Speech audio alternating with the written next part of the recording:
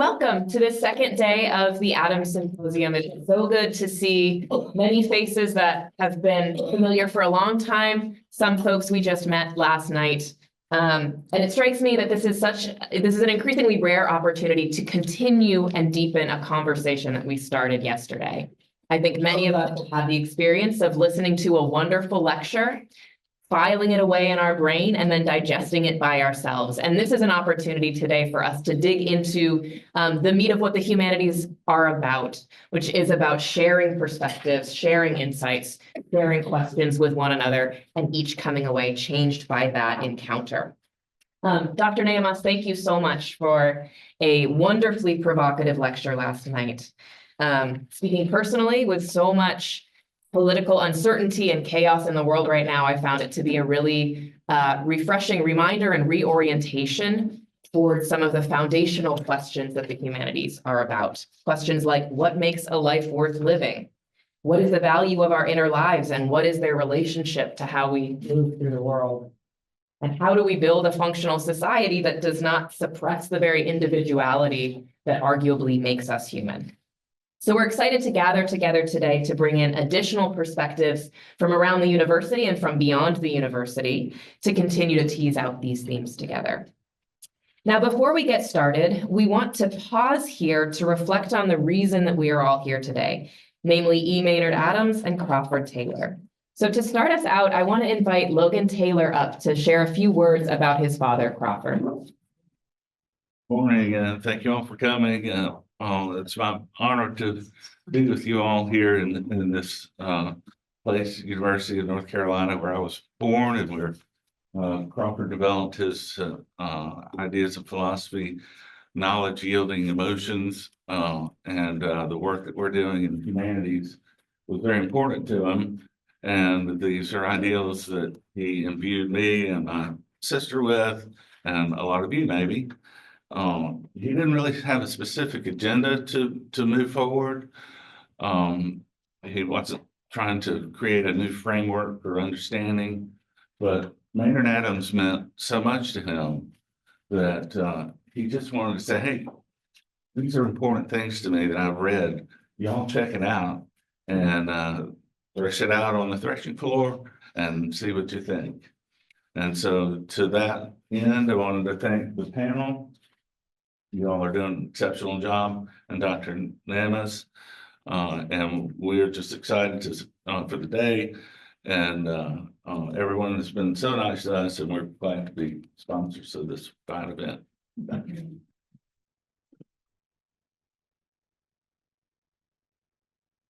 Well, thank you so much, Logan. We all have a debt of gratitude to the work and the training and the ideas that Crawford invested in here at UNC and at Carolina Public Humanities. And as Lloyd pointed out over dinner last night, we are here in this room because of Crawford. And we are all a part of a community that would not have blossomed in the way that it did were it not for Crawford's vision of how Adams' ideas could bring people together. So we're grateful for your presence here today and for Crawford's lasting legacy.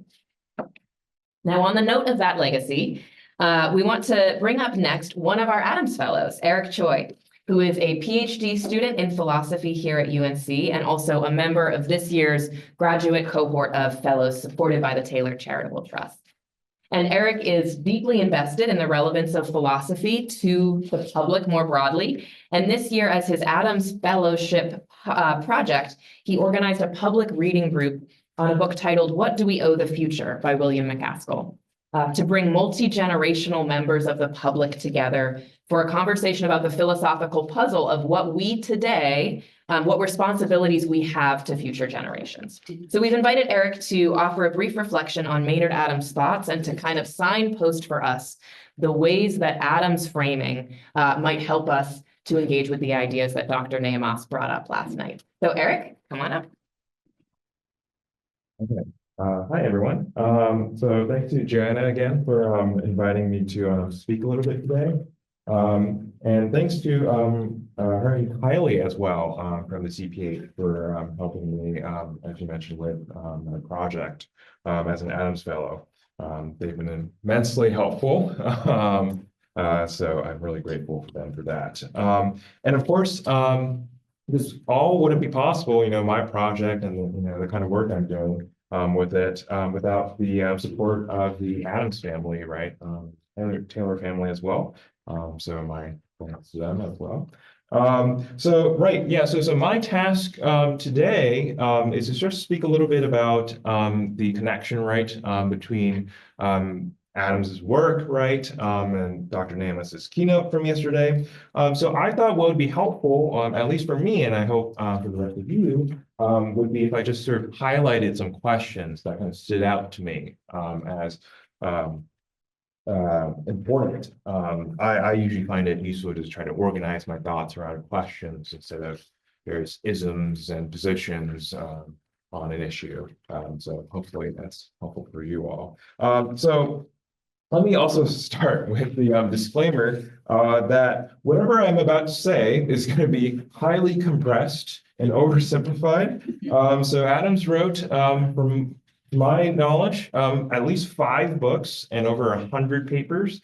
So yeah, I can't really cover it all in a 5-minute talk.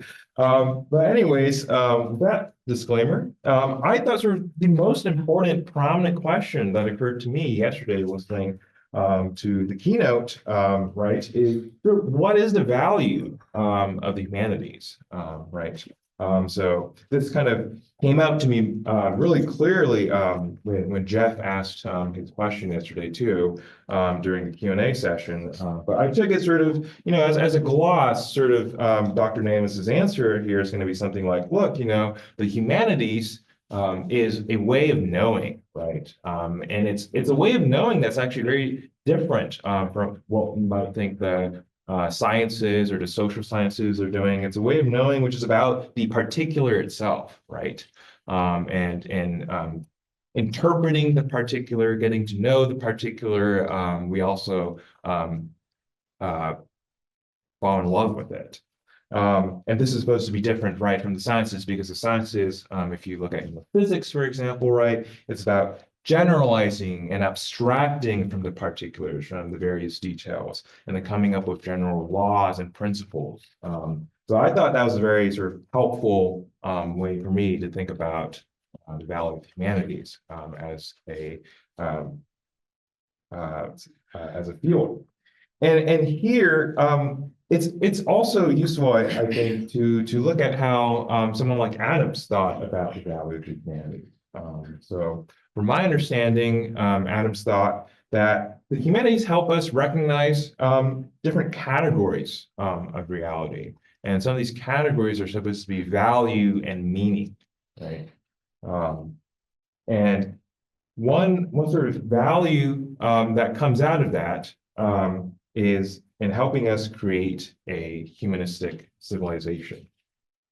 So I thought this was interesting, and I don't know if I'm reading Adams correctly and spelling it out this way, but this sounds a little bit instrumental, right? And so if the humanities is only useful insofar as it helps us recognize, right, these categories of meaning and value, and it helping us shape, right, the kind of civilization or society we want, then it seems like there's nothing left intrinsically, right, to value humanity. So I thought this is why it's particularly insightful for me listening to the keynote yesterday and giving us some kind of story, right, as to why the humanities have some intrinsic value as well.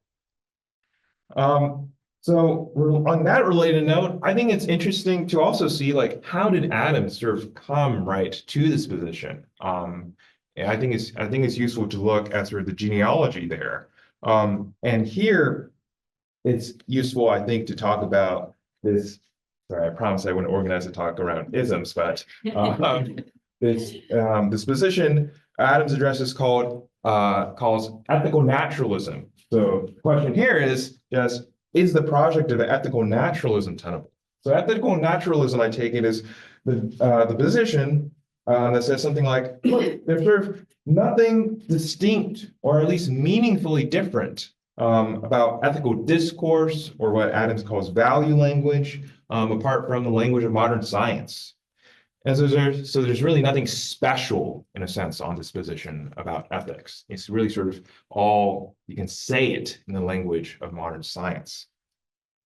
And so Adams sort of thinks there's sort of three ways to really make sense of this kind of project. The first is what I've just kind of alluded to. This is what he calls the classical ethical naturalist. He says what they think is that whenever we engage in ethical discourse, whatever we say in ethical discourse, we can just say it kind of in terms of the language of modern science. We can sort of reduce, right, the ethical to the natural. Or one other way you might think about it is as the emotivist. You might think, look, we're sort of mistaken to look for some sort of analysis of our ethical language in terms of natural terms. What we should be doing is looking to the function of ethical discourse that is used to express and evoke certain feelings or attitudes in others. So Adams is going to think that whatever way you kind of like cash it out, whatever way you try to argue for this position of ethical naturalism, he thinks the problems for it are going to be too great. So he says that he spent 10 years struggling with the problems that ethical naturalists face, and he ultimately gives up on the position. So this is sort of, I think, the core, from what I can see, one of the core motivations for why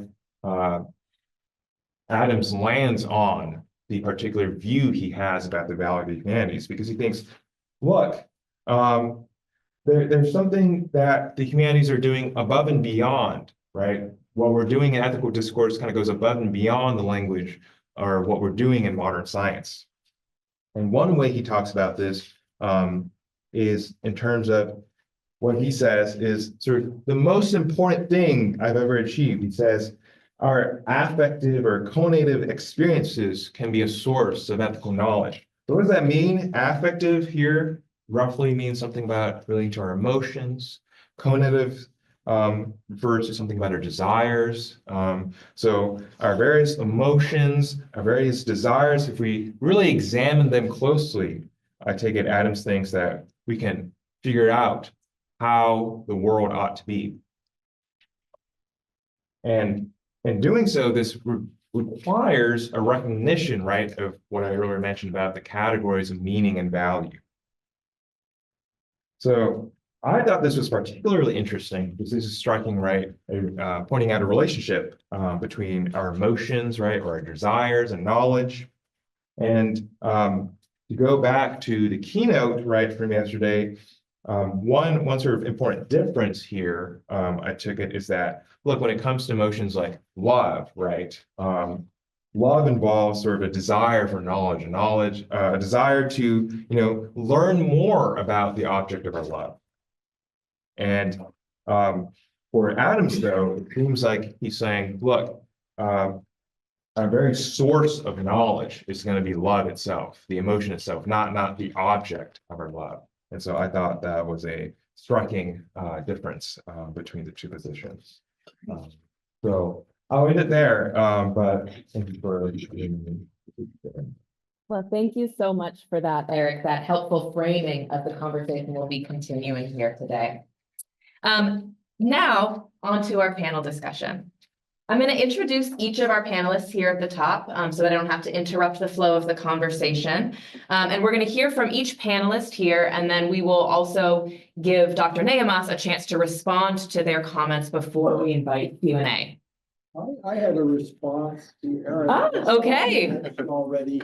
About 50 years ago, the Nobel Prize winning biophysicist Max Delbruck spoke here, in fact, and he remarked how his mode of operation was to learn, so to speak, more and more about the control condition. He would measure and remeasure and refine the measurement and study the basic element that he was observing, which was not his interest. Until he had such fine precision that he could then make infrared study meaningfully the intended scope of the study was not a control condition. So, and so I'll just bring that up for contrast. He Absolutely. wasn't interested in what he was bearing down upon to start with. He just wanted to make sure that he could make had adequate refinement control to then make reliable statements about other things more worthy, more viewable. So this is an interesting example of how scientific discourse about how do we actually burrow down to the truth, how that compares to the humanistic method. Down to the control condition, and then when he knows that nothing's loose there, then he can make it tight. I'll be interested to hear from our philosophers as the conversation goes on, like how that compares to kind of philosophical methods. Thank you for bringing that to the conversation here. We will certainly we're going to have an hour reserved here at the end for audience discussion as well. So as questions come up, please do write them down, and we will be bringing the microphone around, and you will have a chance to ask our panelists and Dr. Nehamas questions as well. Now, rather than just repeat the biographies that are listed in your program, I encourage you to read those and get acquainted a little more with the work of each of our panelists. But instead, I want to just share why we invited them and what kind of expertise we know they will be bringing to the conversation today. So I want to start out here with Hannah Williams, who is an art historian. So she has been engaging with these questions of why we love what we love from a historic vantage point. And so we're excited to hear from her a bit about how these themes are dealt with within the world and the field of art history. Next, we have Tyree Daye, who is a practicing artist who puts these ideas into practice through poetry. So we are really eager to hear from that artistic perspective where these themes resonate with your work and how they play out within the world of art. We have Susan Wolf here with us as a philosopher, so certainly able to speak to how Dr. Nehamas's work fits into that field more broadly.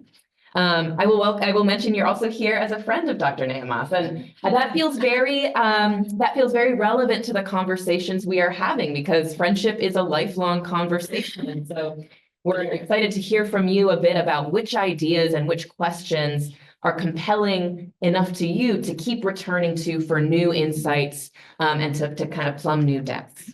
And then last but not least, we have Al Duncan here as a classicist. So we know that many of the questions we're dealing with right now have their grounding in the ancient world and in classical debates around things like art and beauty and love and meaning. And so we look forward to hearing from you a bit of context about the long trajectory that we are right now a part of. So with that, let's welcome our panel, and I will turn it over to, let me see who is first here, to Susan Wolf to get us started off.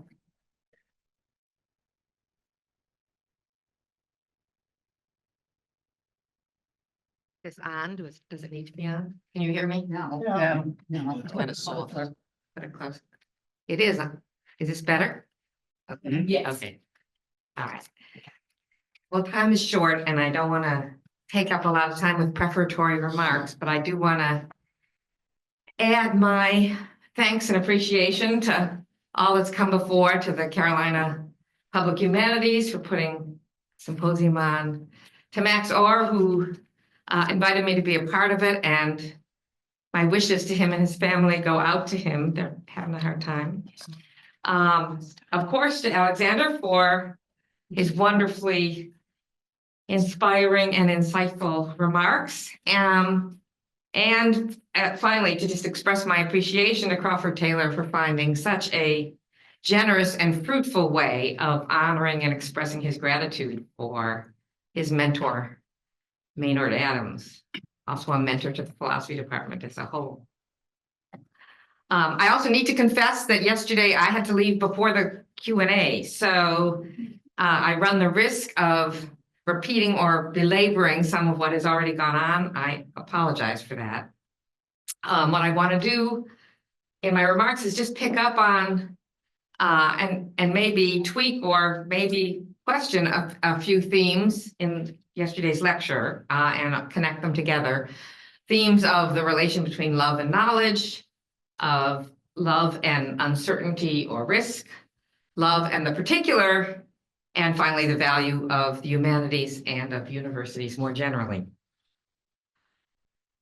Alexander says that love involves a desire for knowledge of the beloved.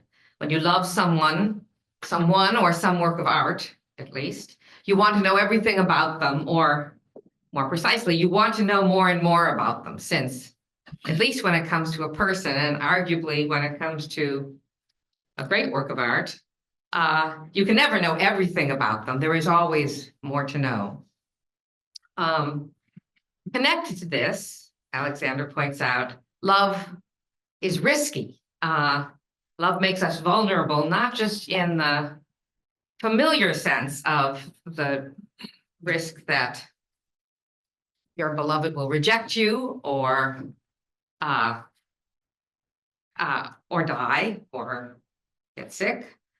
But also in the sense that the beloved, again, whether it's a person or a work of art, could change us in unpredictable ways. To love is to be open to the influence of the beloved. Our pursuit of knowledge of the beloved can lead us along paths that change us, again, in unpredictable ways, and therefore they can be good or bad, wanted or unwanted. I think these are profoundly significant features of love. But I don't think that they're features of all loves, and I may here be disagreeing with Alexander.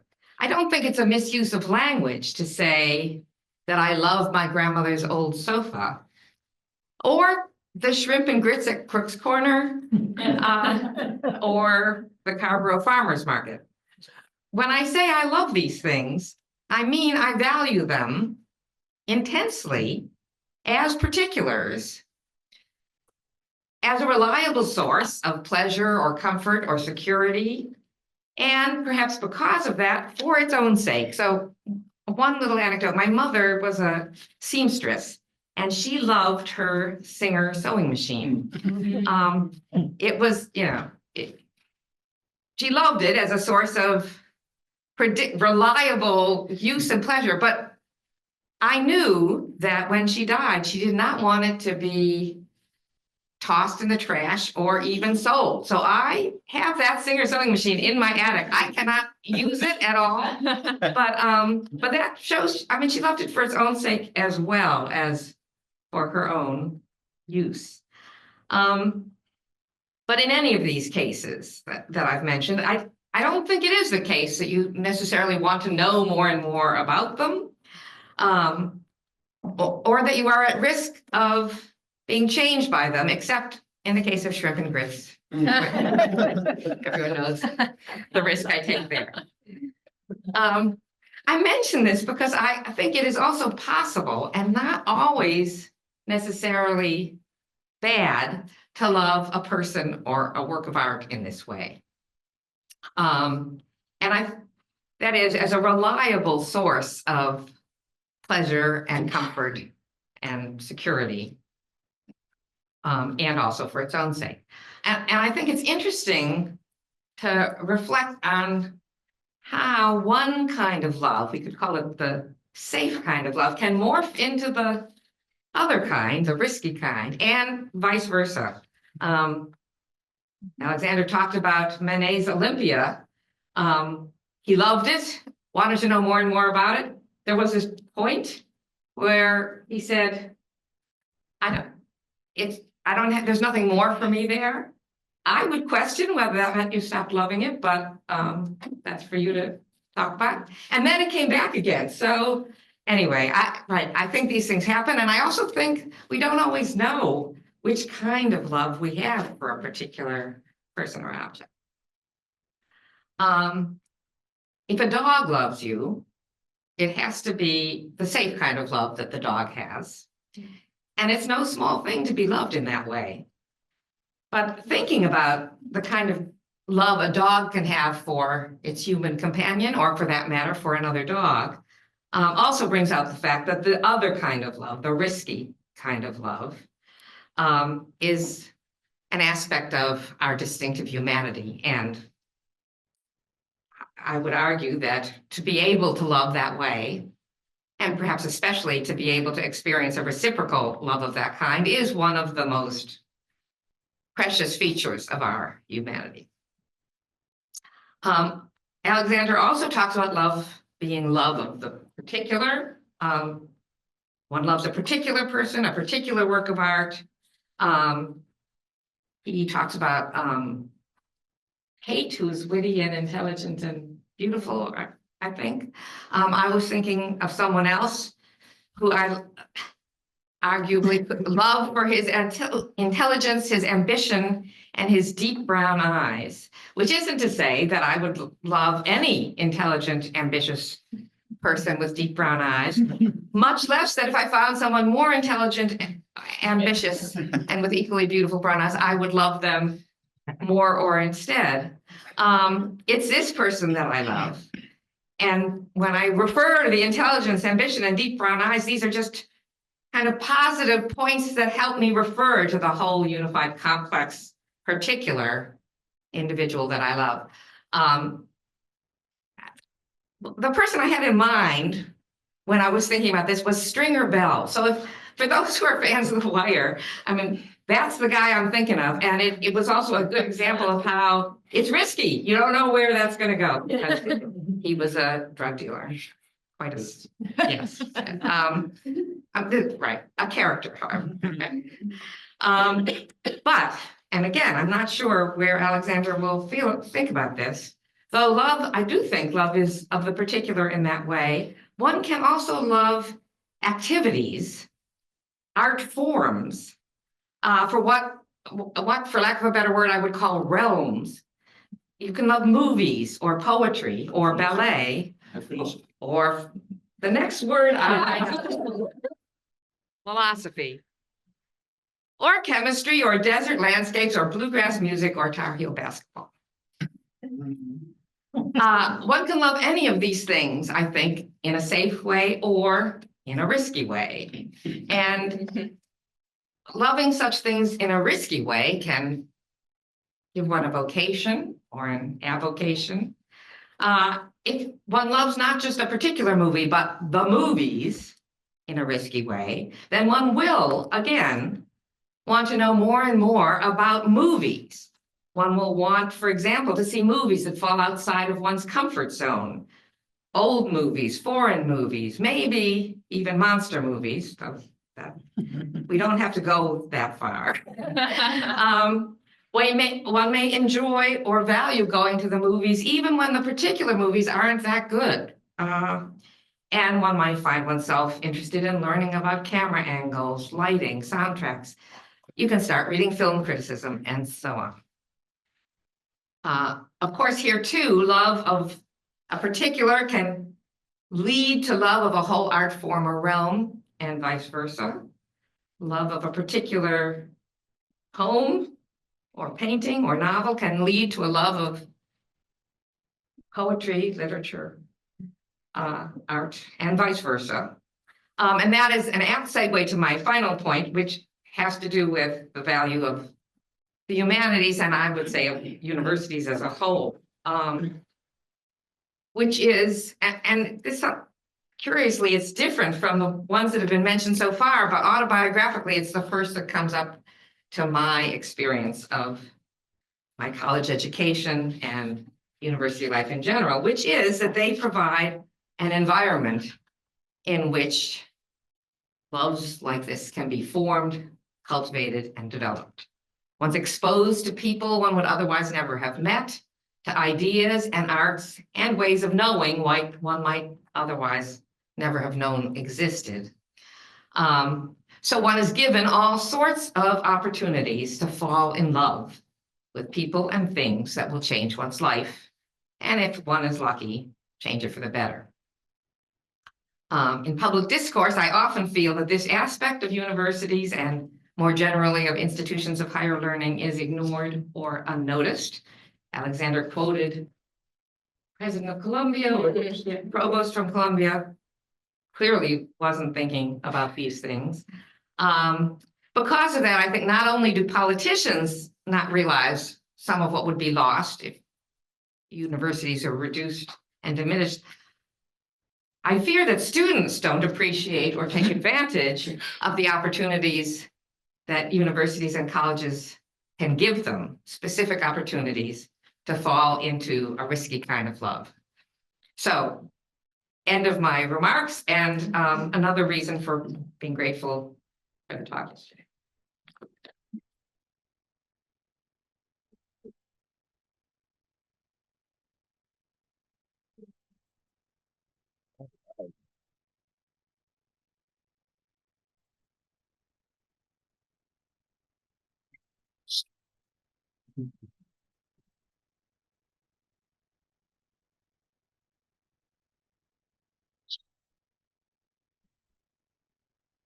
Can you hear me? Yes.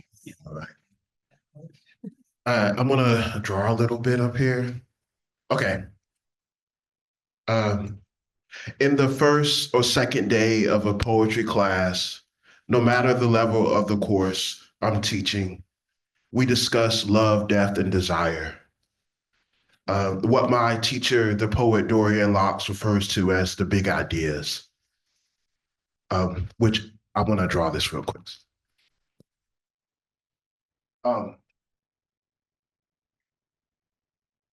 Hopefully I can write on this. Oh, use a better one. Yeah.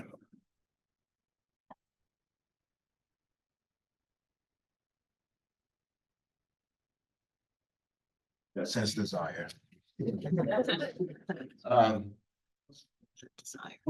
What my teacher, the poet Dorian Locks, refers to as the big ideas. And poems are about big ideas, held in small moments or a single event. Love, death, and desire, what you will find no matter where you are in the world. It's what makes us human. That we will love, that we will desire, that we will experience death. I think the job of the poet is to render those big ideas in interesting and particular language. And we talk about poems. I learned this from the poet Willie Perdomo. We talk about poems working in this way. So this one might work better. So poems work that they may start with one of these big ideas and they end in a single moment or image, or they start with one of these images or they start with one of these images or single moments and they end with one of these big ideas. And once you see this, you start to recognize this in poems. This is the way, right, they tend to work, though I'm sure there's plenty of poems out there that break this idea.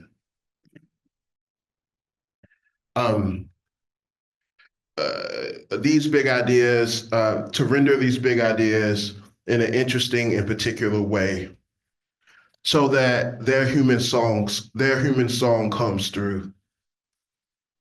In the first few weeks of the semester, on my student poems, I'm always writing, can you be more particular? Can you find a more interesting / strange way to say / show this? It's not strange. It's not strangeness for the sake of strangeness.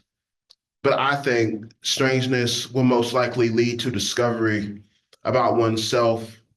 And if we discover something about ourselves in writing the piece, then our readers will hopefully discover something possibly about themselves. In a poem, it's about how we were taught to live in the world. It's about how we're living and how we're being taught and how also we're breaking against how we've been taught to be in the world. But that's easier said than done. Can you first tell the truth, even your ugliest moments, to consider Lorca's duende or dark sound? If that ugliness is done in beauty, it's almost as if God arrives. Beauty is telling the truth, your particular truth of being a human. As the poet Natalie Diaz discusses in her talk, The Emotional Image, a childhood lamp that can be no other lamp than yours. We also talk about this idea of emotional meaning. I feel like this is a conversation I'm constantly having. And its poems are difficult, right? There are people asking, what does it mean? What does it mean? But we're trying to get to this emotional truth, which might not be truth, capital T. It's like my experience in this moment versus your experience in this moment. It's very different, but I'm trying to render my emotional truth. Before I'm going to maybe read two poems, I want to say also in workshop, the 4 questions we're constantly thinking about in the work is moments that we enjoy in a poem, moments of seeing or sensing, and then what is the poem risking? That risk doesn't have to only be in subject matter, that can be in its shape and its structure, right? But it is my opinion that good art risks something. And sometimes that risk is just saying that unsayable thing, which I found with my students is the most difficult thing to do, is to say what's unsayable because their friends are all around.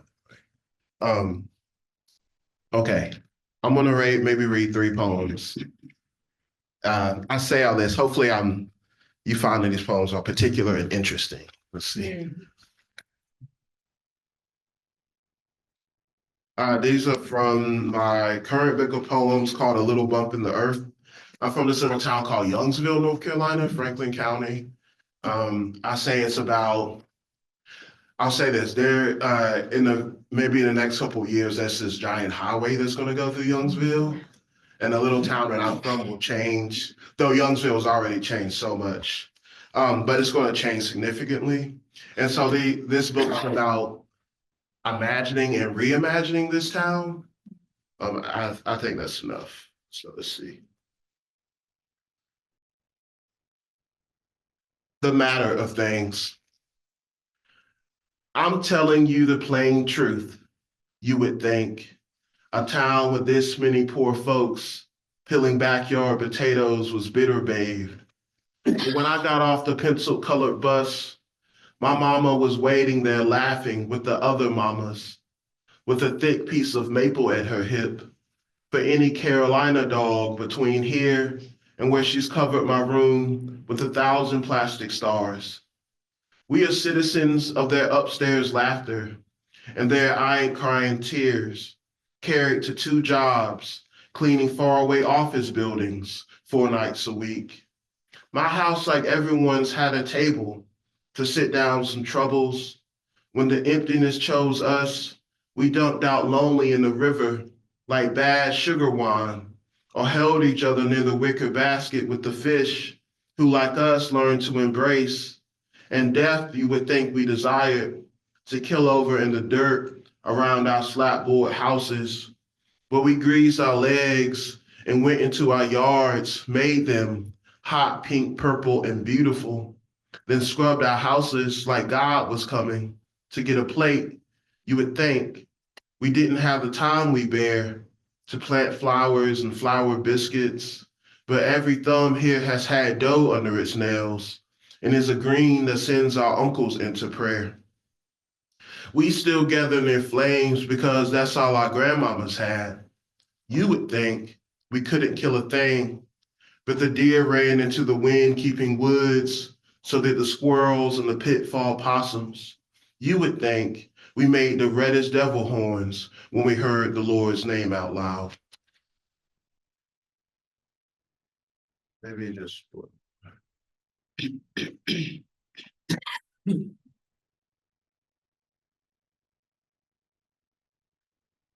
tween my gone people and me.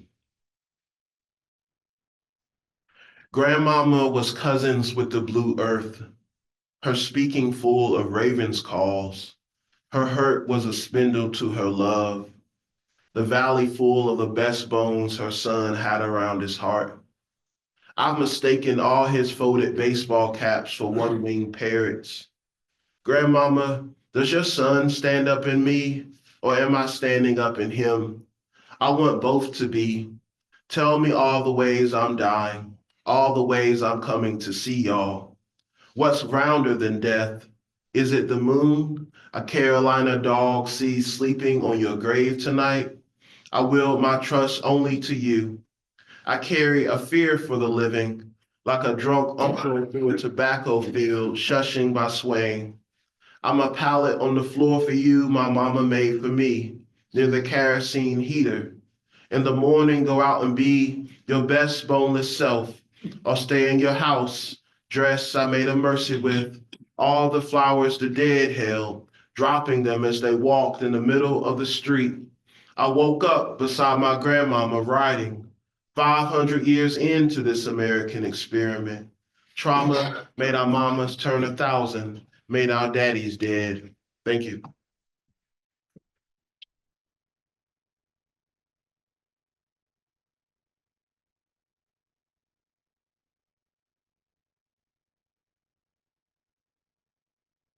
I've never liked following artists.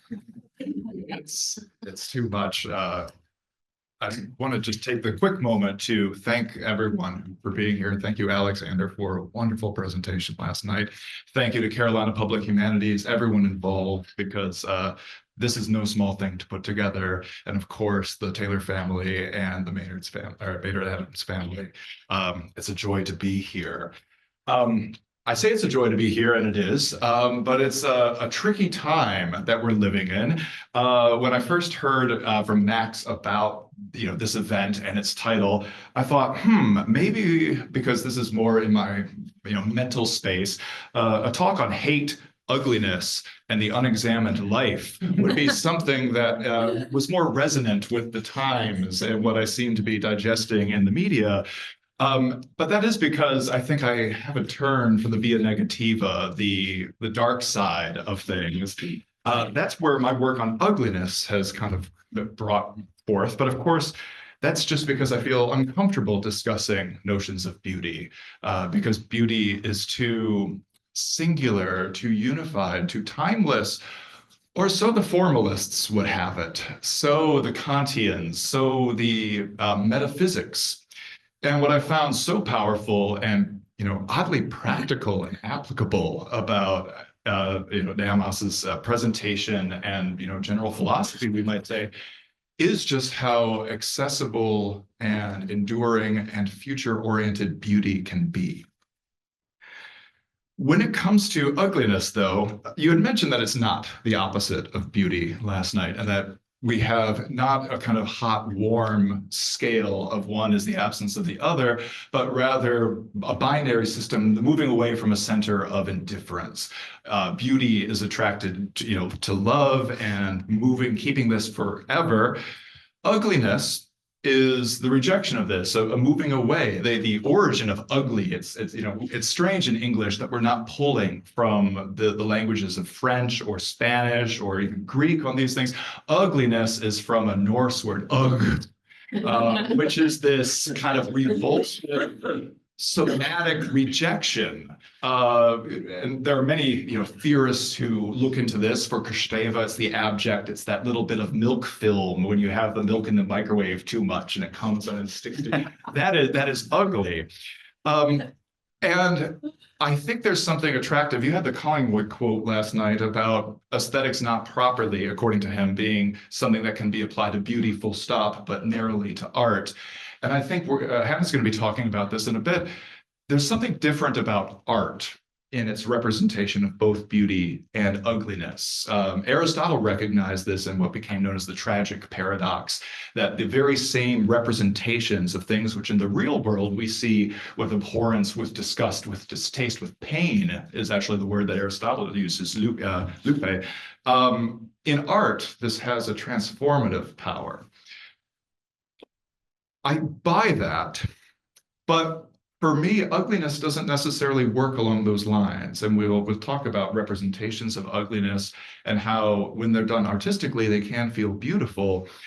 I wonder if that's long been seen as a paradox or something that's peculiar about ugliness, but I wonder if it is bringing to our attention something that is also true about beauty. And this gets to maybe the question of humanistic approaches to beauty, which came up in the idea that sciences like to abstract and make fungible and have comparisons that are, interchangeable. But for Alexander and for us, I hope, beauty is particular. Is there something somatic, something physical, something deeply personal about beauty that makes it such that when we are seeing beauty in art and beauty in reality, that these things are very different, categorically different, and that the loves are not the same? This would, I want to challenge that because I think there is space for that sort of thing where art can be abstracted. And there's a sense, one way to solve the tragic paradox is to say that it's about learning. It's about manphanein in Greek, this understanding. But maybe it's more like the dog. Maybe it's more just about personal attraction. I'm interested to think, to put a fine point on it, whether artistic mediation is fundamentally shifting the nature of beauty and love. And if we don't actually love art in the same way that we love people or other things. As the classicist now, I'm moving on to part 2 of 4. I'll move quickly through the rest, I promise. You had mentioned the Greek words for love last night, agape, which, is maybe a Diet Coke version of love, a little bit watered down. And eros, of course, the passionate, erotic love. Leaving out here philia, another sense of love, which is about family and connections and familiarity, things that, you grow accustomed even to the elephant man's face through an exposure over time. I think those words are helpful. I think you dismissed that. And I think it is useful, again, to maybe fragment our notions of beauty and love and not look for singular identities here, but to see, can we have a wider variety of loves, of beauty? Do we need a richer, more variegated vocabulary for this discussion? And that also leads me to one other kind of terminological trouble, which is with interpretation. And I wasn't clear whether this was what the Greeks would call krisis, judgment, a kind of assessment of things, or something closer to hermeneutics in English, a level of explanation, of articulation. Hermeneuein in ancient Greek could refer to translation across language. And for me, those are different things. And I find that they're both powerful in assessing beauty and our interpretation. And one is more cognitively active, in my opinion. And it is the hermeneuein that is ongoing, it is discursive. That seems closer to interpretation as I was understanding it last night, but I'd love to be corrected. Moving into part 3C on my handout. Something that struck me is you were interested in objects and subjects and this idea of the subjective, individual, personal experience. I've gotten very interested lately in questions of intersubjectivity and the ways that our brains are not actually, completely disconnected from one another. Yes, I don't actually have neurons connecting with Susan, but there is an extended mind here through which we are kind of functioning socially. And to me, this was a really interesting way of rethinking love and beauty and concern with these questions over time. I'd asked Paul just before, so I'm very grateful again to CPH for everything, but Paul is a technological wizard with these things.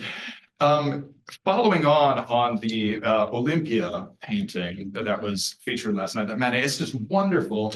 I had the pleasure of being in the audience for Stephanie McCarter. She's a faculty member at Sewanee University of the South in Tennessee, who was giving a presentation on Elizabeth Colomba, this French-American artist who has worked hard to reinvent 19th, 20th century masterworks from a Black is beautiful angle. And this is called Laure, L-A-U-R-E. And again, the author or the artist is Elizabeth Colomba, C-O-L-O-M-B-A.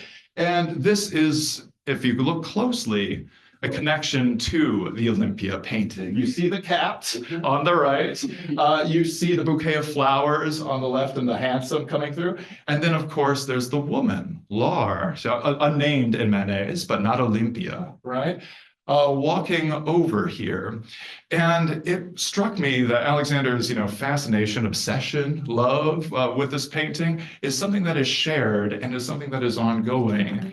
And I think seeing the humanities as an ongoing interpersonal, intersubjective love story with some of these cultural touchstones is a way of seeing its inherent value, its inherent, payoff. It's not instrumental other than it is building a community. It is creating a hive mind.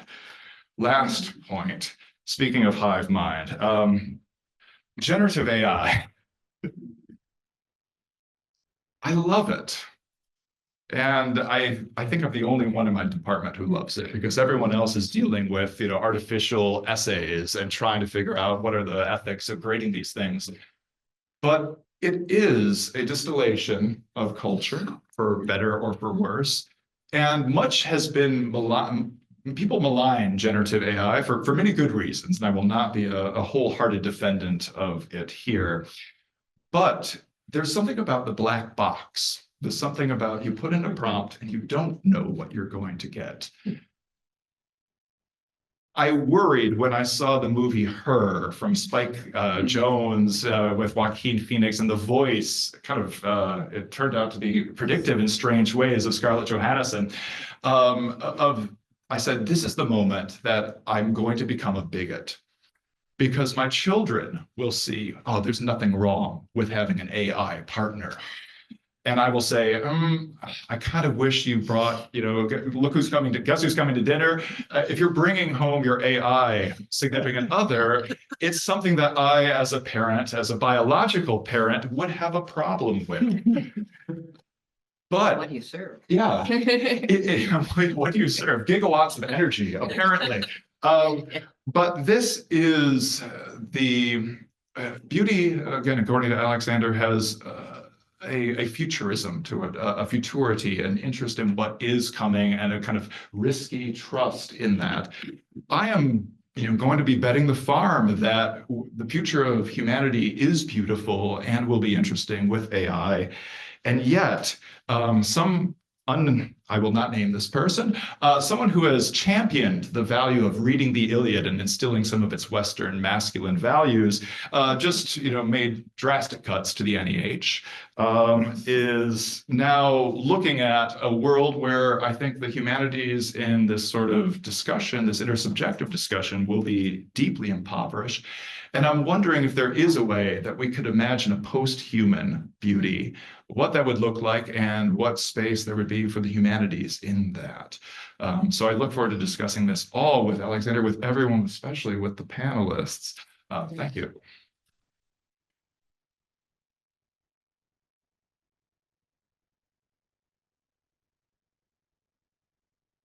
Who's Elon Musk?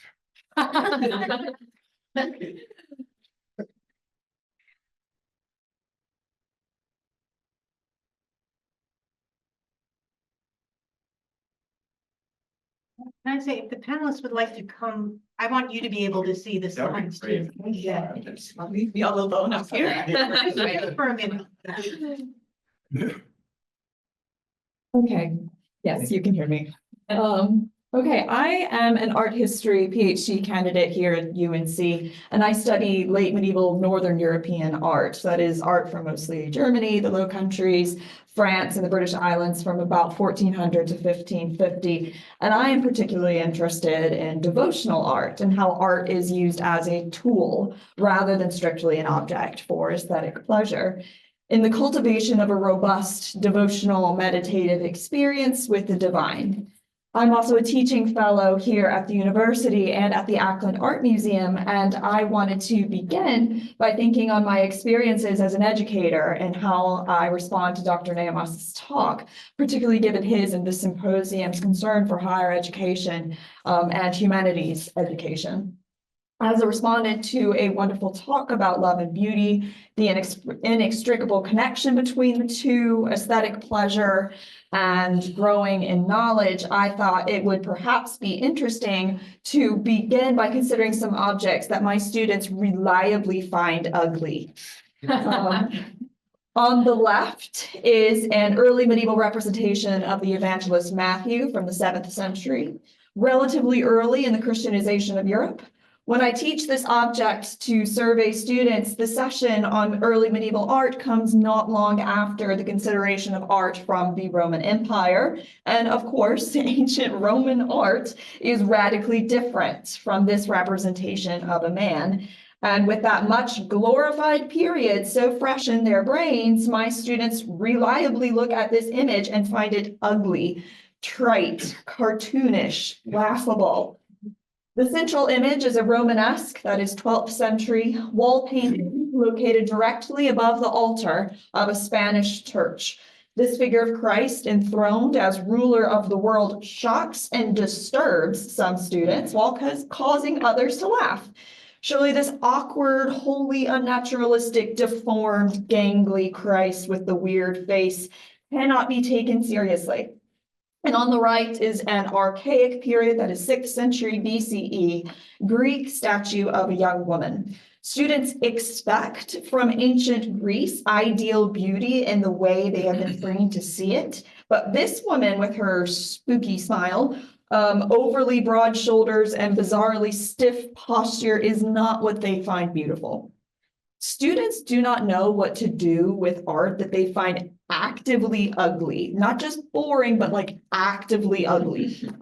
For some, this is an immediate turnoff and they disengage themselves. But for others, that ugliness, that initial repulsion is what sparks curiosity.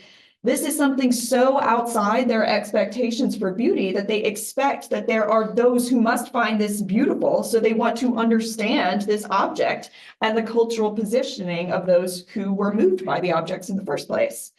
Love and beauty certainly encourages us to know more, and on the other side of the same coin, I think ugliness can too. Because we may not want something to remain ugly in our viewpoint. We want to find beauty in it.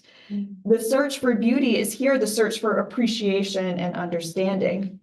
In the case of the early medieval English representation of St. Matthew, once students understand that this chosen style, with its emphasis on repetitive pattern and a rejection of naturalism, had been the style of the British Isles for centuries, and the Christian creator of this book is trying to reach them, those early medieval inhabitants, as he tries to convert them to this new religion, Christianity.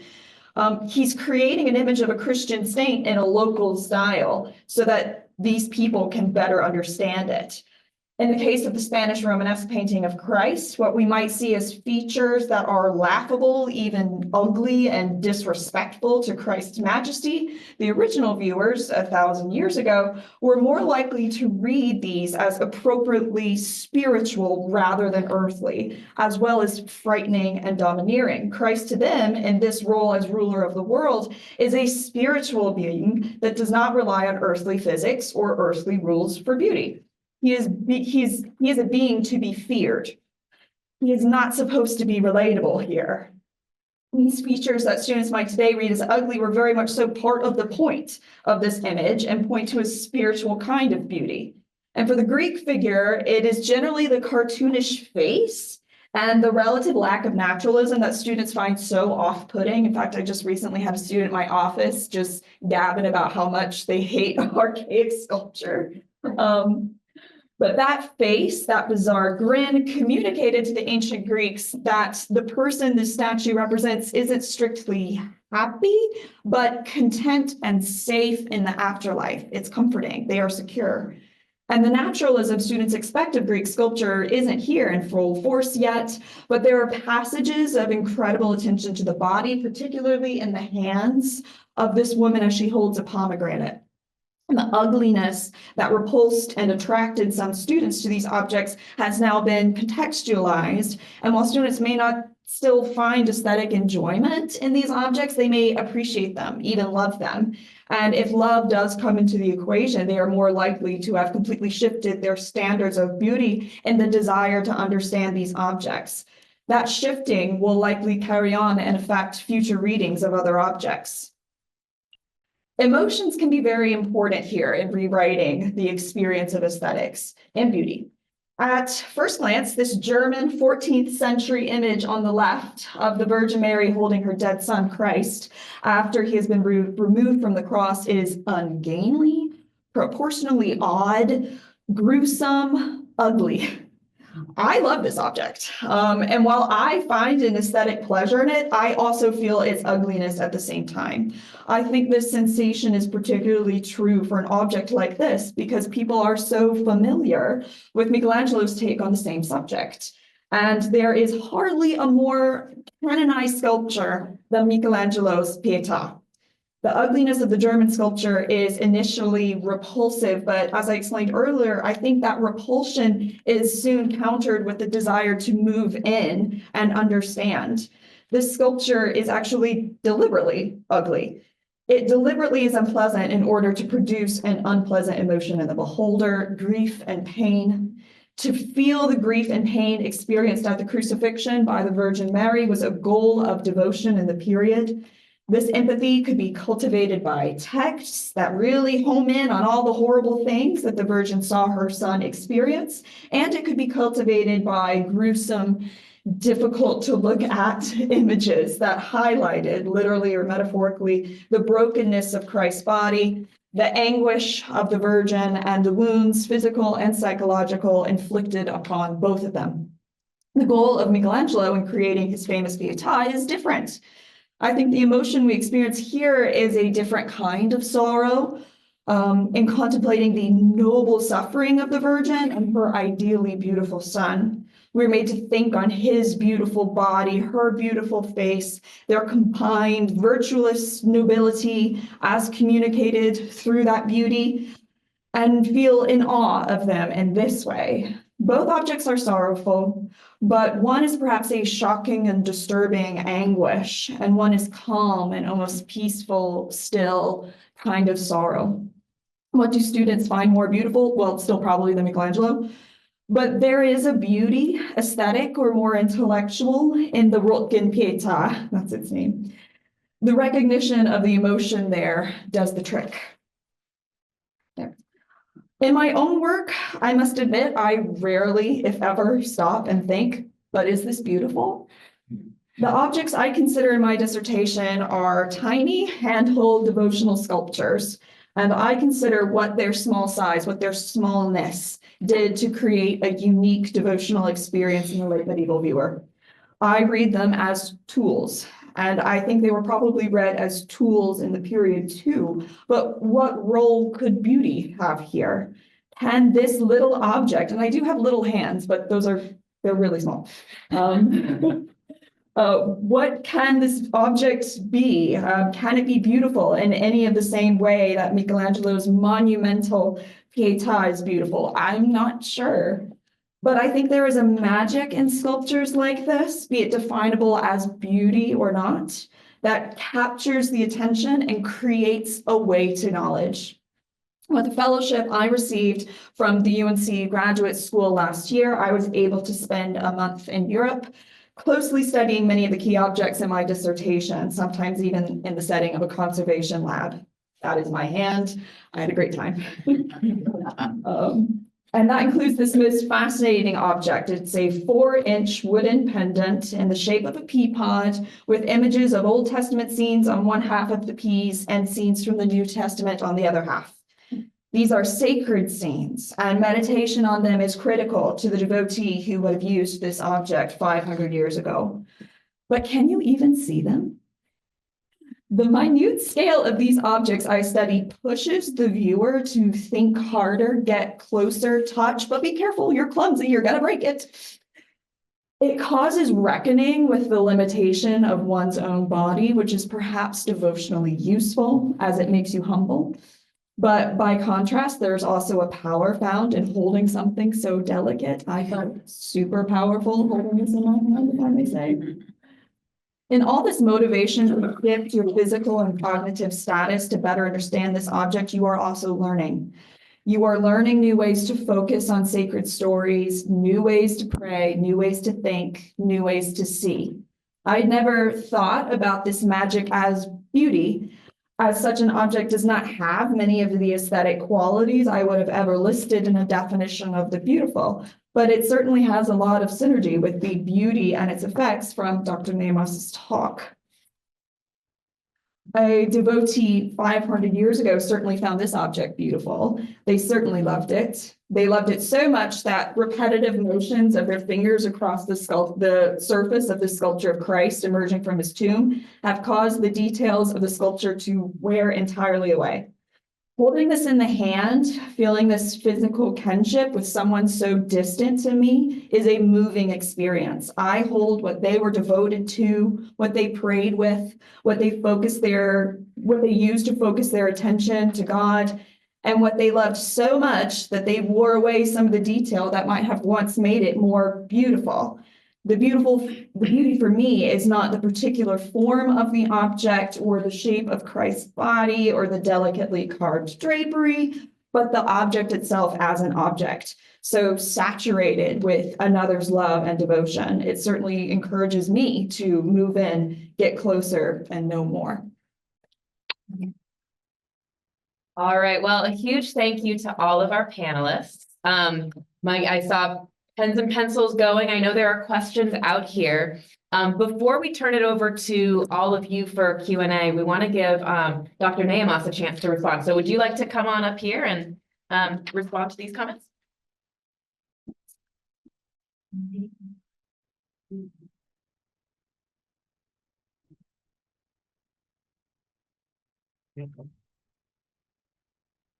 I once invited a very famous philosopher to attend the convention of Philosophy Association and have his most recent book discussed. And he said, no. First of all, I moved on. I don't care about it anymore. And secondly, he said, I know what those people will do. They'll stand up there and criticize me. And I don't want to be criticized. I just want to hear good things. Yes, it will.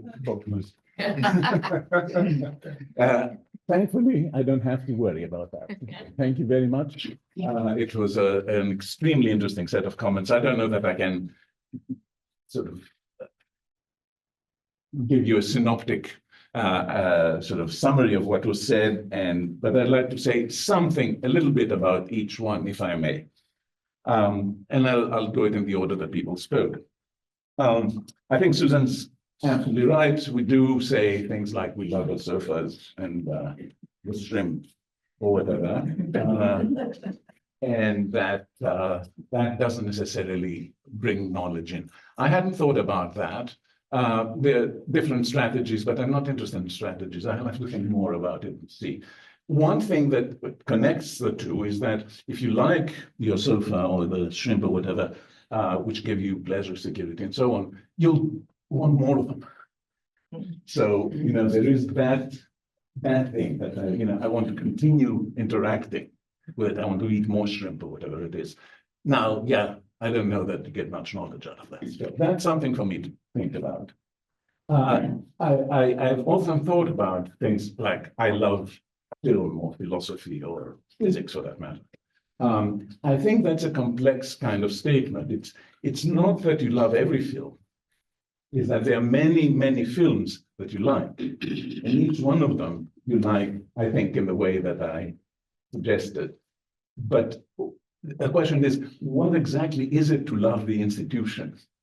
Is that separate from loving the specific instances of it that you do? Because, 99.5% of all art ever produced is absolute dreck.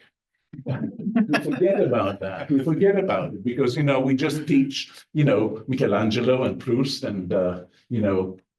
But, most philosophy is like that. Most everything is bad. A small part that is really great. And that's what we usually focus on. And then we forget, say the novel is great. Well, yeah, some novels are great, but there's thousands of millions of novels have been produced. In London in the late 18th century, when it started writing novels, we have within 10 years in London, about 8,000 novels published. Huge numbers. And of course, they were looked down on and it was women's stuff and, not serious literature and all that. But most of them are terrible. In Harold Bloom's Western canon, there's about 1,200 works. It's nothing. So it's very important to think about to think about the fact that we have an exalted view of the arts because we focus on the things that have survived or whatever. There's another question here that you might be interested in. The ancient classic, the tragedians. We have the three plays, the three great ones, 34 plays or whatever it is. Each one of them wrote 100 plays. And for 100 years, hundreds of plays were produced in Greece. Well, most of them can't have been great. These were popular, right? And there were more manuscripts, and that's why we have them. Well, what else do we know about the Greeks? They didn't really wash, they covered themselves in olive oil, and they had slaves, and they did all these terrible things. So how do we know that those were actually the best works? We know they're the most popular, but what if 2,000 years from now, it's Danielle Steele, who is the paradigm of art? It's an interesting and important question. I mean, are those works, did they survive because they're great? Are they great because they survived? Or what is the connection, which there must be one, between those two? So, yeah, I think that's all I have to say at this point. I wish I had more. Big ideas and little particular points. Is it all poetry that has to illustrate, let me put it that way, a big idea? Or can a poetry just be about a moment, which doesn't have, it's a genuine question to ask. I don't think it can. We're obsessed with love, death, and desire. Like, I don't think a poem, even if we don't recognize it, we can't help but write about love, death, and desire. Really? You think that those are the topics? Yeah, those are, and also I didn't add, but, and everything's about family, gaining a family, making a family, inventing a family out of the world around us. Those are the things that we're constantly going to be doing. Huh. I'm really interested in that. I hadn't thought about it this way, but it's a kind of radical and extremely challenging thing that you're saying, that those are the things that we have to think about. Something for me to learn about more. So I love it. I do want also, you said something very interesting. You said if a poet, when the poets find something about themselves, so will the readers. I think that's absolutely right. Find something about themselves. I think if they sort of hit something in a more general way, the reader will also be hit by something. That's very much like what Proust says about his novel. He says, I'm writing this book, but really the people who will read it, I hope they can do the same thing. They can read themselves the way that I am showing you I am reading myself. And there's a real sense that he thinks that the real work of the reader is not just to read the book, is to read themselves. And I think that's a very, very interesting point that you made, if not completely directly, close enough. So I thank you. I thank you for that. I'm not sure about saying the unsayable.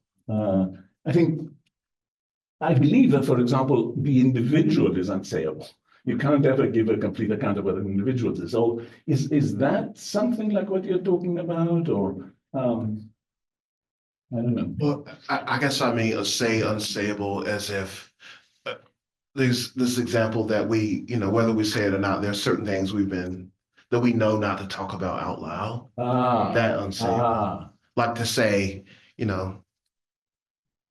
I love my mother, but she's a difficult human being. Even me saying that out loud, we instantly start like, that unsayable. There are other things. For example, Gaddafi.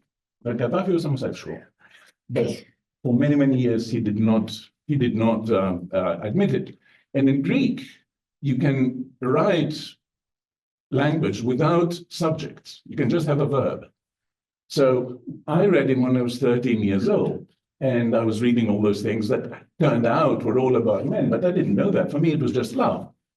And what's suggested to me is that the love is the same, whether it is hetero or whatever. I'm not sure that it's right, but that's the sense I got. So there's another way of saying the unsayable, namely going indirectly about it. And I think that's what one of the great things about Gaddafi. Later on, he became very explicit about it, but in the beginning, no. So thanks, dude. Let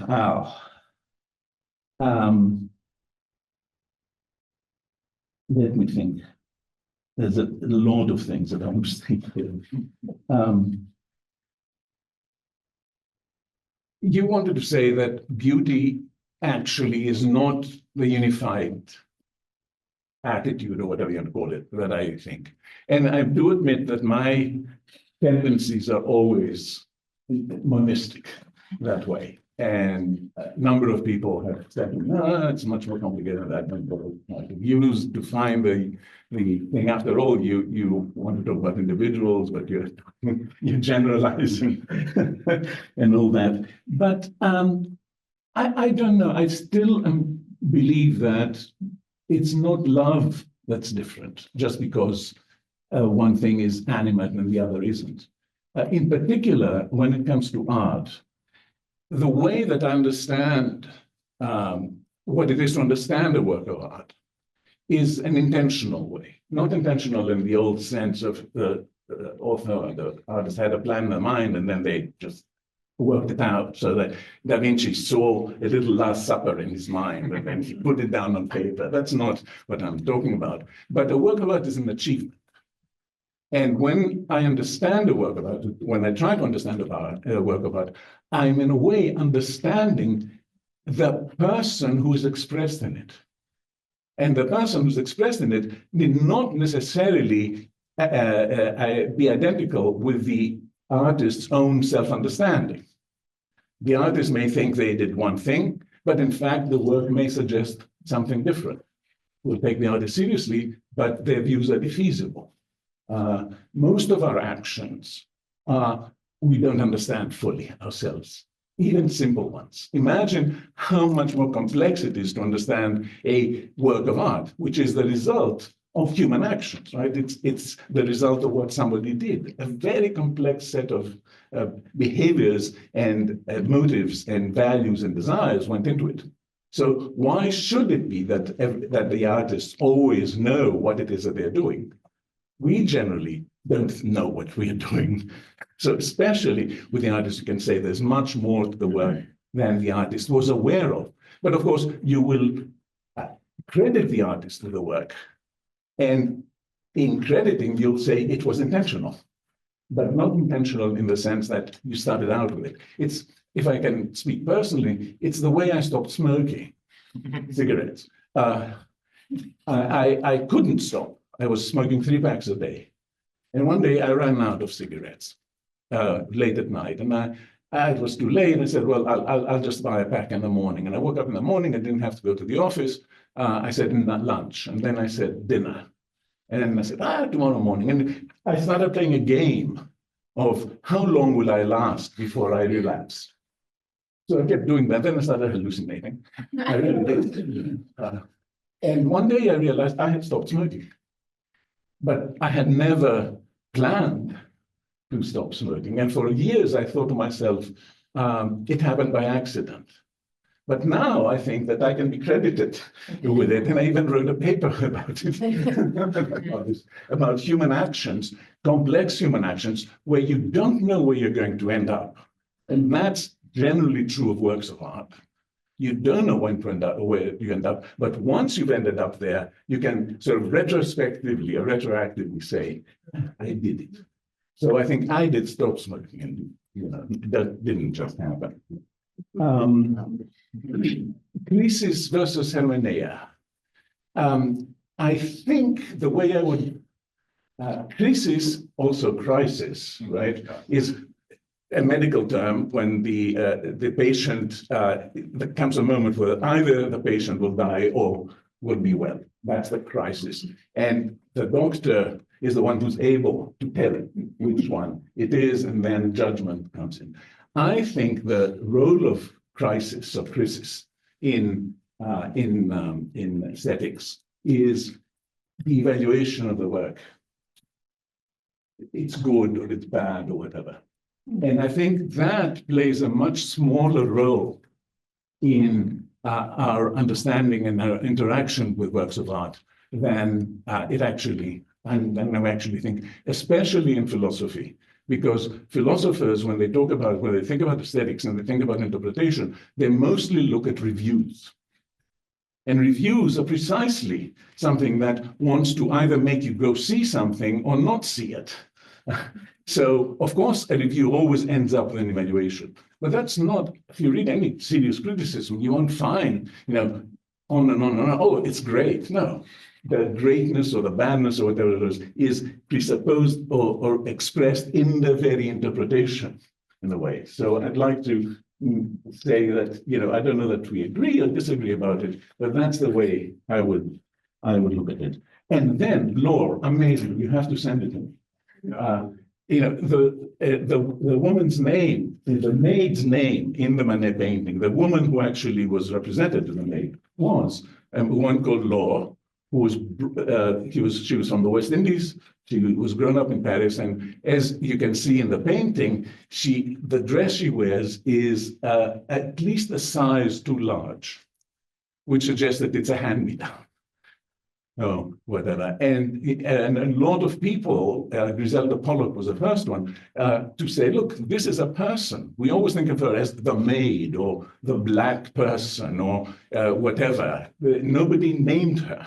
And yet we know, and Manet has painted another little picture of her, as a matter of fact. And she was a model in some other paintings as well. So that was amazing. I didn't see the flowers. They're in the cart or the handsome Ah. back left, Okay. being delivered maybe to the, atelier or the salon. And here she's wearing a very high class Yes. outfit, and that I think is part of the point, right? Okay. Well, all right.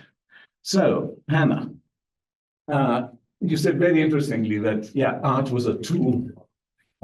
It was, and something fundamentally, I think, different happened with the Grand Tour. When people started going to England, to Europe for the Grand Tour, they just started taking paintings. And if you look at galleries or sort of etchings or paintings of galleries from the 18th century, they are completely full of paintings from the bottom of the floor all the way up. And you have the Virgin Mary here and Mary Magdalene here, and then a naked Venus over here, and a war scene over there, and a portrait. There's no sense in how they put them together, as far as I can tell. Anyway, at that point, the question comes, what are those things for? Before, when they were in situ, the portraits were in the great hall of your house so that people could see your ancestors and how wonderful your family is.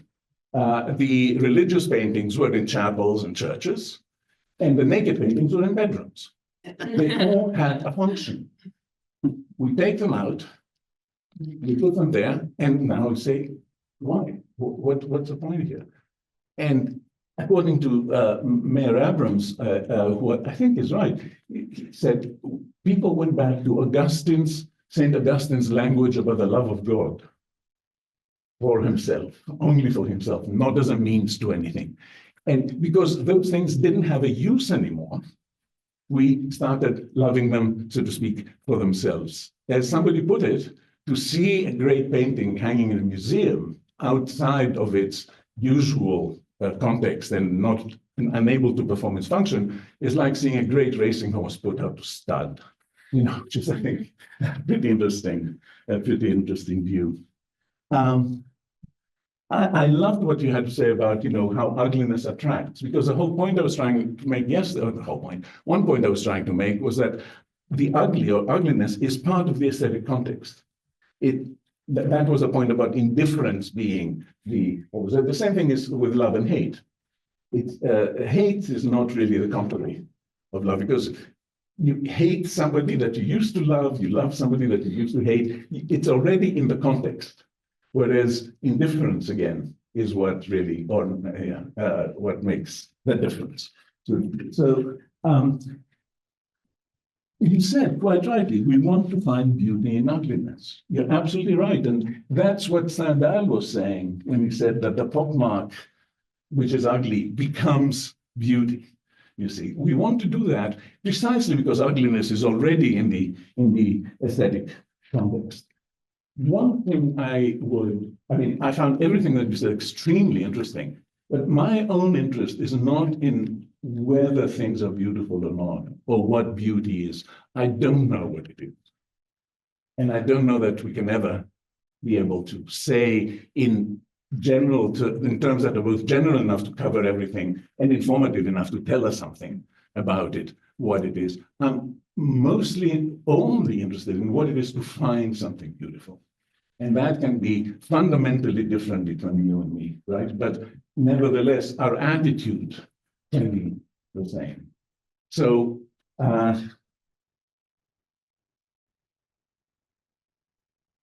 yeah, I think that was very nice what you said, that when your students see those things that they think are ugly, like how would they find the archaic thing ugly? Really? They hate it.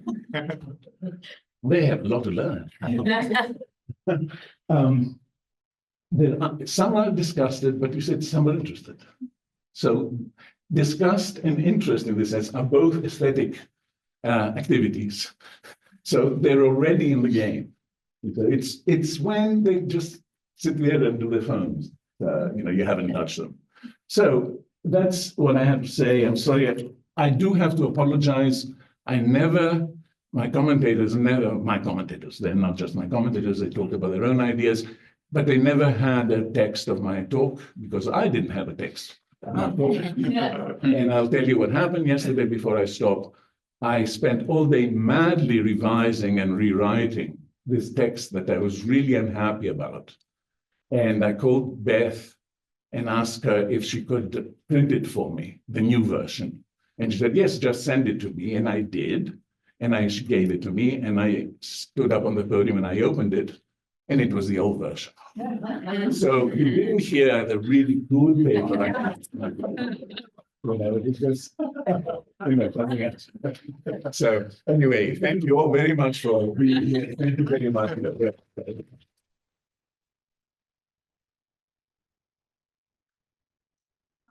this time, we do want to open it up to questions from everyone here today. So if you've got a question, just raise your hand and I will bring the microphone your way.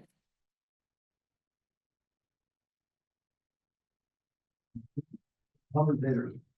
I wanted to bring up, you're probably familiar with Hofstadter, who wrote the computer scientist and mathematician, wrote the book Journal Escher.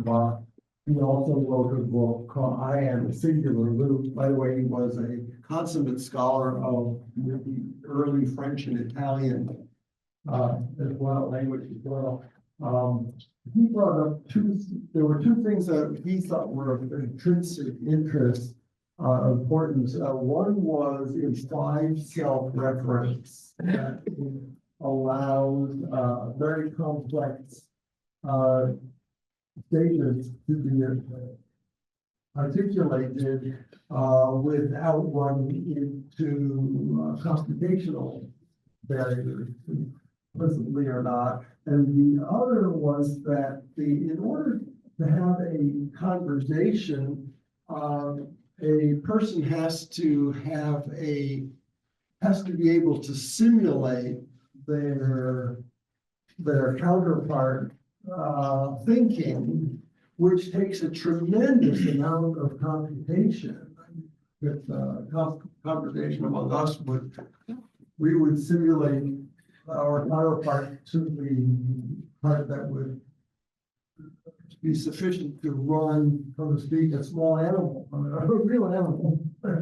And so it struck me that great art engages that counter simulation, and perhaps that's a hallmark somewhere. I might add there was also a study on compression by a different author,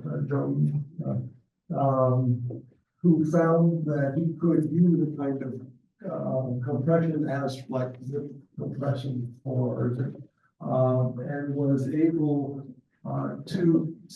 found that a signature of great art was that when it was altered, the compressibility changed, and with not such great art, they shouldn't have that effect.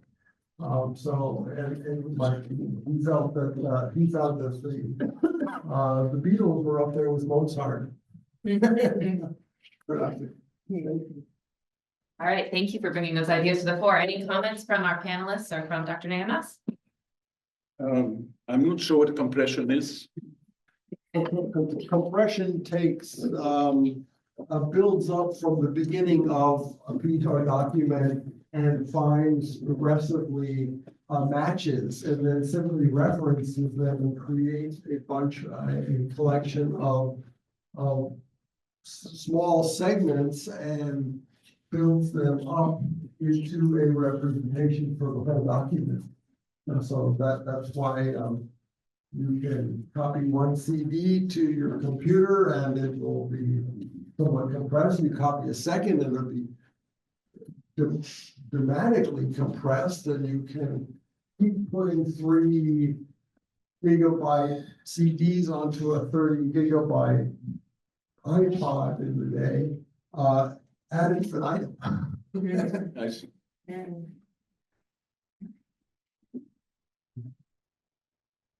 Hi, my name is Emily, and as a bit of context, I will mention that I am a student of, very lucky student.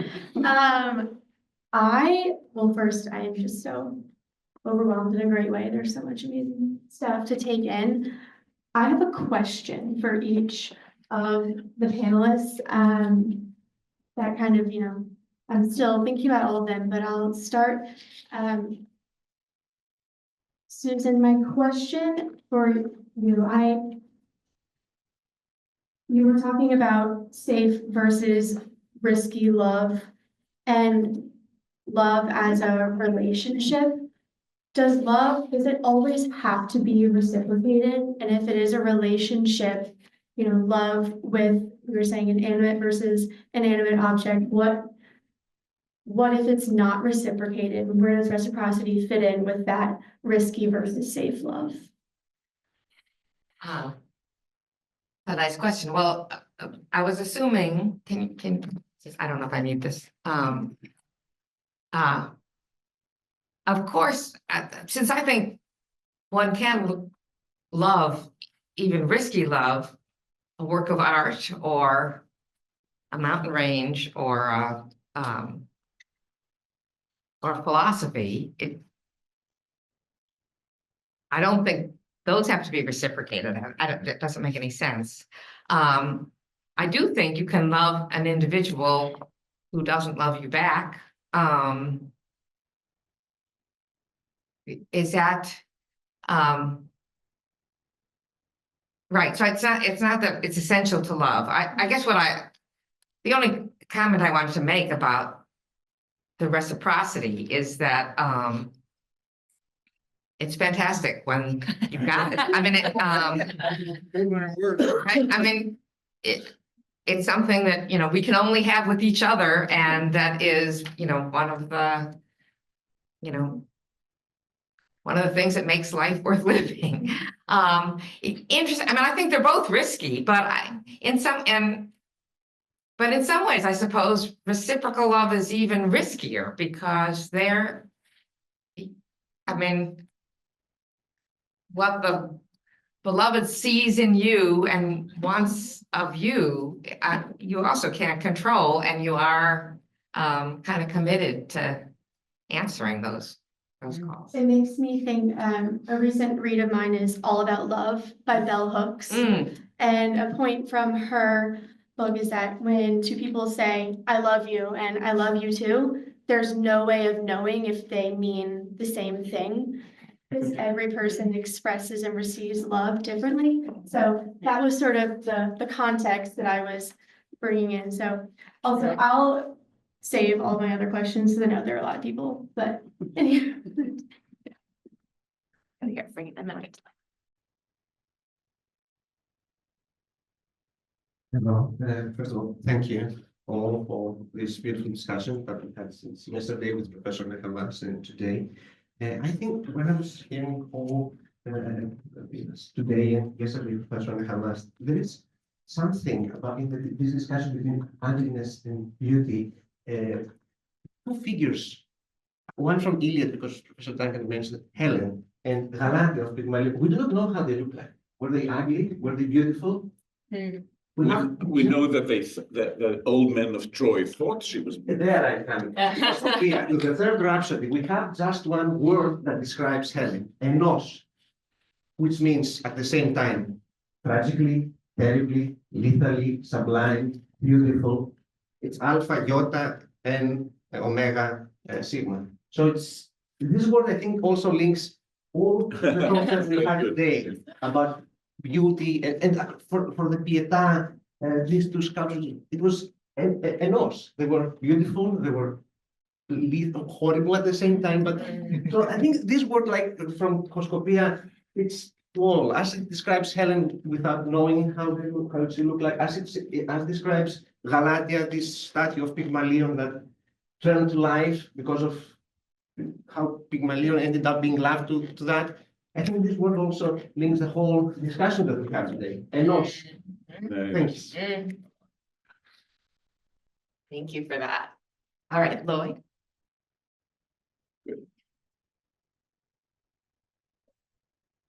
So thank you. I think each one of the panelists added interesting perspectives and building on Professor Nehamas' notion of love as a risky business, you know. But I want to ask each of you to say a little more about the meaning of uncertainty. But I want to build on something Susan said, that it was like a moment of recognition. You said that we should say why people love the university or the humanities, but let's just say the university. And I have found many people who say they love Carolina. And then I say, what does that mean? The basketball team. I love sports. You know, I come to all the Carolina games and I say, great, that's, you know, I'm part of the university. And I started thinking that is a definition of risky love. Because if you think sports are the essence of the university, sports by their very definition are uncertain. You go, you don't know. And often you lose. Your heart is broken, you know? There's another thing, you didn't mention loving sports, but, and I thought that is an entry point to explaining what the university is about. Because you say you love the fact that the basketball game is uncertain. That is what teaching is. That is what research is. That is why the university matters. It is the place not only where the outcome of each game is uncertain, it's where each dialogue, each research project, each classroom carries with it uncertainty. And this is why I think the university is so threatening to people who believe absolutely that there is only one certainty, whether it be religious or political or, you know, social. And living with ambiguity and uncertainty is what comes through every one of your presentations. Except the only thing I saw that was certain is death. I just want to point that one out. Thank you. I was thinking, I'm going with all this, what do I do with that one? But even that is uncertain because it means different things to different people. We don't know when it's going to come. We don't know how it might happen. We don't know what happens after. So there's a lot of uncertainty there too. So would you say that this is, to come back to the keynote, it is a way of seeing that love is living with the ambiguity of uncertainty. And what each of you are talking about is being able to tolerate that. And in the end, that's why we must defend universities as a space, not just where basketball games are uncertain, but as a metaphor for the human condition of uncertainty. And this is the space where we can explore it in art, in literature, history, philosophy. I know there's no certain answer to that question. Yeah, the poems that I love, work in that we get to see that discovery. They work in what's not being said. And I think it's about the best poems for me contradict themselves, like as we do all the time. They live in contradiction as we live in contradiction, and they represent a life that's lived, which is not knowing. Also, like this idea of, you kind of mentioned this, sitting down to, so many times with my students, they sit down with a message in mind for their poems, and it never goes well. Because I'm like, your subconscious doesn't care about your message, right? But that's also the hardest thing to teach them, right? To live in that subconscious and try to make meaning of that thing that comes out of the subconscious.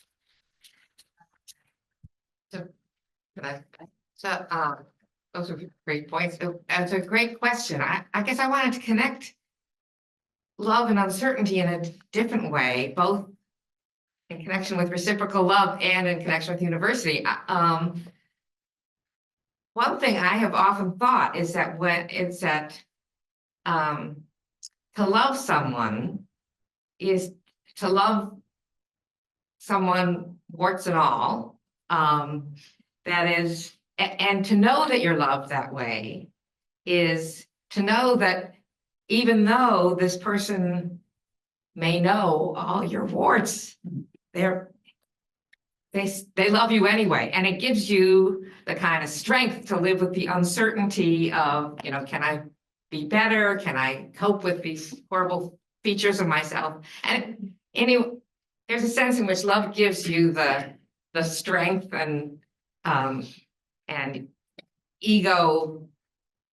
I don't know, it's not confidence, but anyway, it supports you despite the uncertainties of your being able to be what you want to be and be as good as you. And so it's a different connection between love and uncertainty than the one Alexander was talking about, but one that's extremely valuable. But with your question, I'm thinking the university and a great teacher does that also. It lets you explore, fail, possibly. I mean, it lets you go into places where you feel like there's a support that will not mean you're nothing if you don't get it right. It's something I often have to remind myself when I try to be a teacher, but in any case, I think that's a nice way to think about it. Could I just say, it doesn't mean there's no truth. No. Each truth, there really are truths. It just means that each truth opens the door to more questions that could be uncertain. Yeah, sorry. Could I say something? It's a personal story, but I think it suggests part of what we are experiencing now, as opposed to part of what we were experiencing when I started teaching. My first few years of teaching, I had to teach a large course on existentialism or whatever it was at Pittsburgh. And one lecture I gave on a piece by Kierkegaard, and my assistant came over to me and we discussed it, and he said, you got it wrong. So the next lecture, I said, what, I thought about it, and Tom here showed me that I was wrong. That's the right way to look at it. My evaluations that year were amazing. Only a real man. The honesty was incredible. What can you do to make the course better? Ask me out. It was amazing. So, like Roger Zolbriton, a famous Harvard professor, I started putting in an error. And I kept getting positive comments. And at one point they stopped. People didn't want to hear that anymore.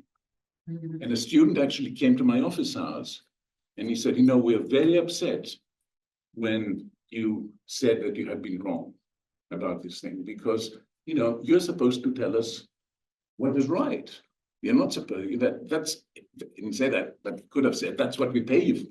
And I think that was an harbinger of some of the things that we are seeing today, this notion that, there are those certainties and, that even the students had been moving in that direction. And that I find a very bad and depressing thing. We have to fight it.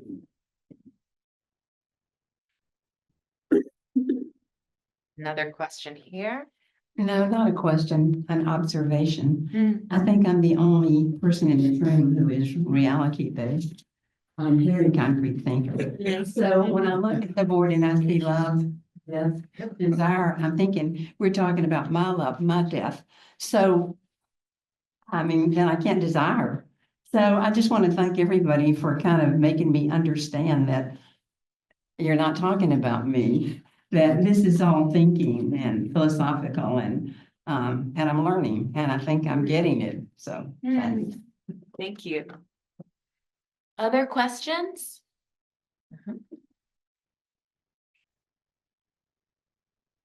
Thank you. I do have a sort of a question, more of an observation, and I also wanted to thank Joanna, take this opportunity to thank Joanna for bringing these panelists together. I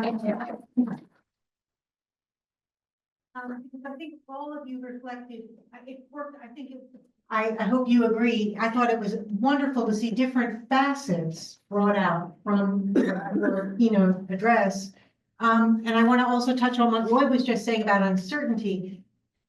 And what Alexander just said, I think we're circling around the same questions as we grapple with, how can we explain and not defend, I don't want to use the word defend, assert the importance of the university and the humanities within the university, that question of uncertainty. I think each of you, from your own disciplinary perspectives, gave a little masterclass in how to first make a student comfortable, a public, a nation, comfortable with uncertainty. What is it? What does a poem try to do? Or Hannah, I do think that was I'm an art historian too, so I am sort of a bit biased, but I think your three images of what students hate, and within a minute, you brought us to what is the value in these works. And in each case, it was leaping across chronologies and cultures to understand, and that's what I love about all the work that we do as humanists, is really about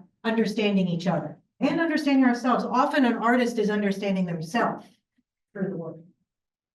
But we as art historians, I'm always telling my students, as you mentioned, you don't have to listen to what the artist says, right? Use it, but you're meant to bring your own interpretation to it. So this is just an appreciation for everything, the way all of these work together, and how I wish that everyone could see what each of you do. In a moment, I can have some insight into philosophy, classics, poetry, and art history. So thank you. Now, I'm gonna abuse the power of having a microphone for one moment and ask my own question.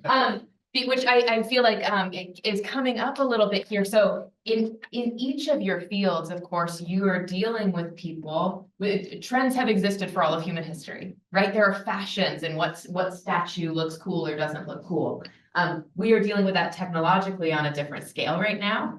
But I'm curious to hear any of your thoughts on how trends and what is in fashion or out of fashion, how that influences what we might be willing to look at as beautiful, and what I'm curious especially about whether you think what makes us capable of kind of pushing against the tide on that and saying, I know everyone else does not find this compelling, beautiful, worthy of love and value, but I do in spite of that. Take a stab at that.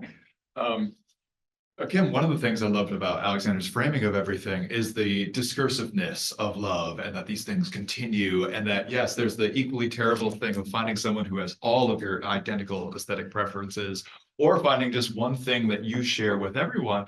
a sociological perspective on this might invoke Bourdieu and this idea of distinction, and this idea that we kind of we are establishing not just our own character from what we love and don't, but not in isolation, but in a social context where everyone sees our preferences. And I think this is really the engine of fashion, such that whatever is popular now will not be popular just by dint of it being popular now. But this is, again, what humanities does, and this is the thing that's hard to explain, because they say, well, look at your science colleagues. They've been building up this repertoire of scientific knowledge. You're asking the same questions that they were asking in Romantic Germany. And you say, yes, but we've come back to these questions because we had a journey, and there's momentum, there's energy, there's vitality here. It's not ossified. And I think that's the beauty and passion that invite the academic minds to these things, and that we can inculcate it in our students. I see that as really being dependent upon fashion. Fashion can be easily dismissed, right? It seems ephemeral, fake, superficial, but I think it is just us riding the ocean wave of culture. And I think that's an exciting way to get on the ocean.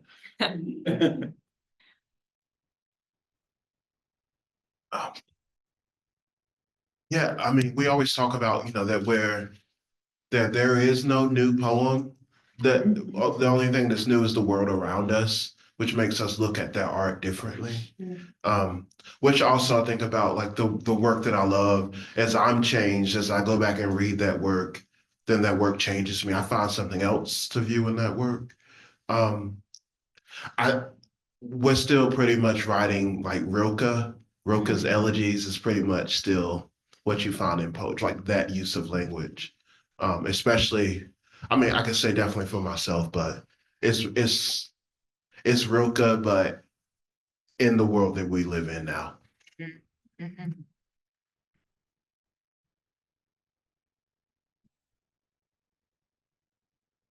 I don't know if this is exactly the way you were envisioning trends, but trends are useful because they allow us to look at the same objects through different lens over the generations and then come to new, sometimes contradictory conclusions about the object over and over and over again.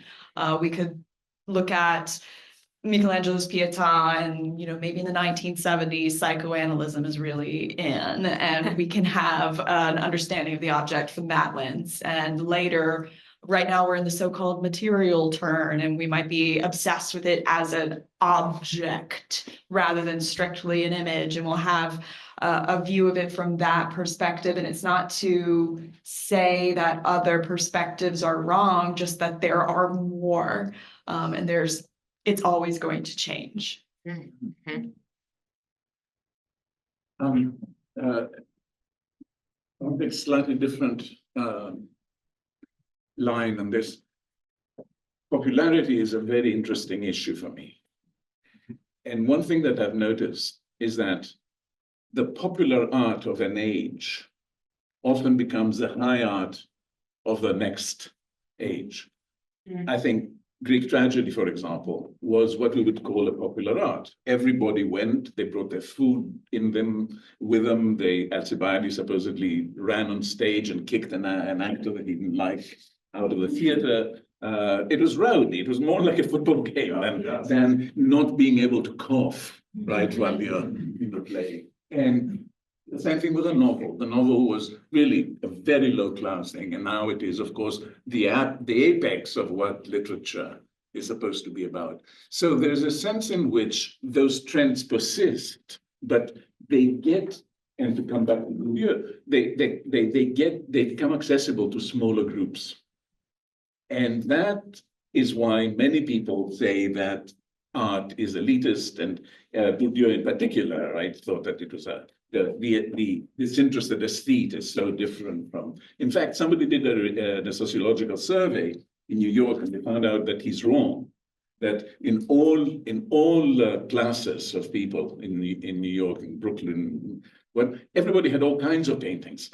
The only difference was that in the Upper East Side, there were more abstractions. To that extent, he was right. But so the trends continue, but they change.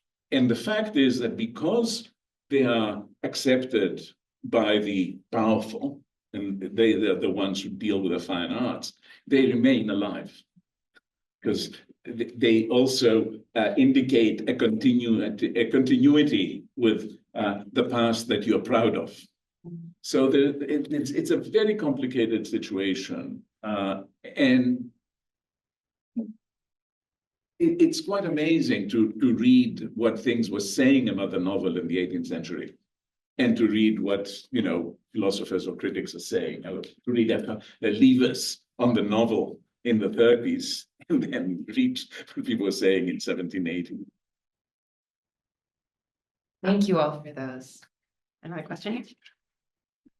Thanks. So I was gratified in Susan's remarks to hear about the university as institutional structure for students and staff and faculty as well to discover and cultivate loves of various practices, interests in movies. And this was certainly the case for me in college. And I'm gratified in part because it helped me identify something that was catching on me a bit yesterday in Alexander's talk, where something very impressive about the story of coming upon Olympia in a museum, to be able to have it strike one's eye and think, whoa, this is impressive, or the painting that's on the slide now, thinking, oh, this is really impressive, and then dedicate an important part of one's life and part of one's scholarly career to developing that. It's impressive because I think many people, myself included in most practices, can't even imagine having that experience of there being something which is so striking that it pulls me in. That is to say, it's hard to imagine for me in many fields, many practices, to have the opportunity to fall in love with something. And presumably it's the same with people. There's just gonna be some people, it's like I'm too far from their way of life that I'm not gonna be able to catch up with them. And so I think what caught for me was that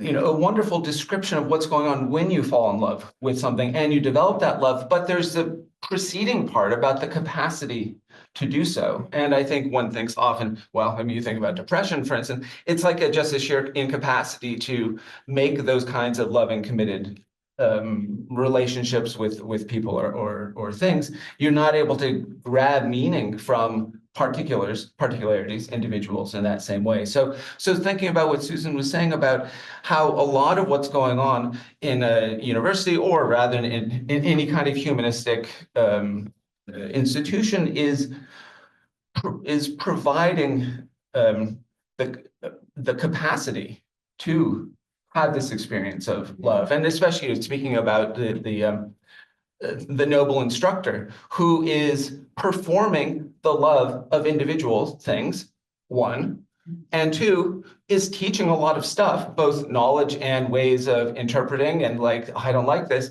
Ms. Hannah, well, why don't you think about doing this other thing? Like, those practices allow for that. So I'm with an art historian friend, I can go to a museum, look at these things. It wasn't until I saw this, you know, she loves this thing, and I can see it in that way that, oh, I don't love that one, you know, the one I love is that one over there. And so that's sort of the first 50%, which precedes the second 50%, really seems so crucial about the humanities bringing those pieces together. So that's again, my comment. Wonderful, thank you. I feel like you're, one thing you brought up just now is the idea of love at first sight, which, you know, we haven't talked about explicitly, but is an interesting wrinkle on this. Right, so I want to be skeptical about the power of love at first sight. But right, about where you have to be to even have that opportunity. Any responses to this? I don't believe there is such a thing. I think that what happens is that you do notice somebody, and eventually you fall in love with them, and then you say, I was in love from the very, very beginning. What's the name of the Polish poet who got the Nobel Prize? Zamborska. She has a wonderful poem precisely about how, you know, you think you fall in love with somebody in the first sight, but actually you've seen them many times before. So my sense is that it's a retrospective glorification. An adjustment of those memories. So I'm struck by this comment as well because when students respond to a teacher, one of the categories on the evaluation is the teacher seems to care about or has a passion or they love what they're doing. And somehow, this is something I often discovered when I was teaching. You talk about students complaining, oh, why don't you know everything? Of course, we don't know everything, but the most common remark would be something like, I really like this professor because he had a love for what he talked to. I mean, maybe not say love, but I say a passion. We'll call that eros. I don't know. But that people know if you care about something. And you don't have to get up and say, I care deeply about this. I love you. You love me too. No, actions speak louder than words. And if you just convey love for philosophy or history or literature or art, people understand that. And it makes them want to know more about what you love. And I think that's what I like about this idea of love being a desire to know more, because I think a great teacher inspires students to want to know more because they say, this person loves this, whatever it is. So, thank you. Yeah, I think it's love. Love is all you need. Love is all you need. Later.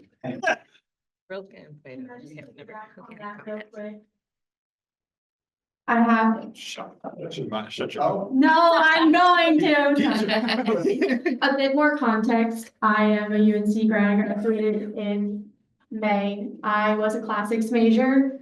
I was a double major in public policy and classics with a business minor. And I took, my first classics course was just to get a general ed requirement to graduate fulfilled. And I was hooked. It was the Professor Emily Baird wanted. And then I was like, wait, classical humanities minor, this is scratching something. And then I got to study abroad in Greece.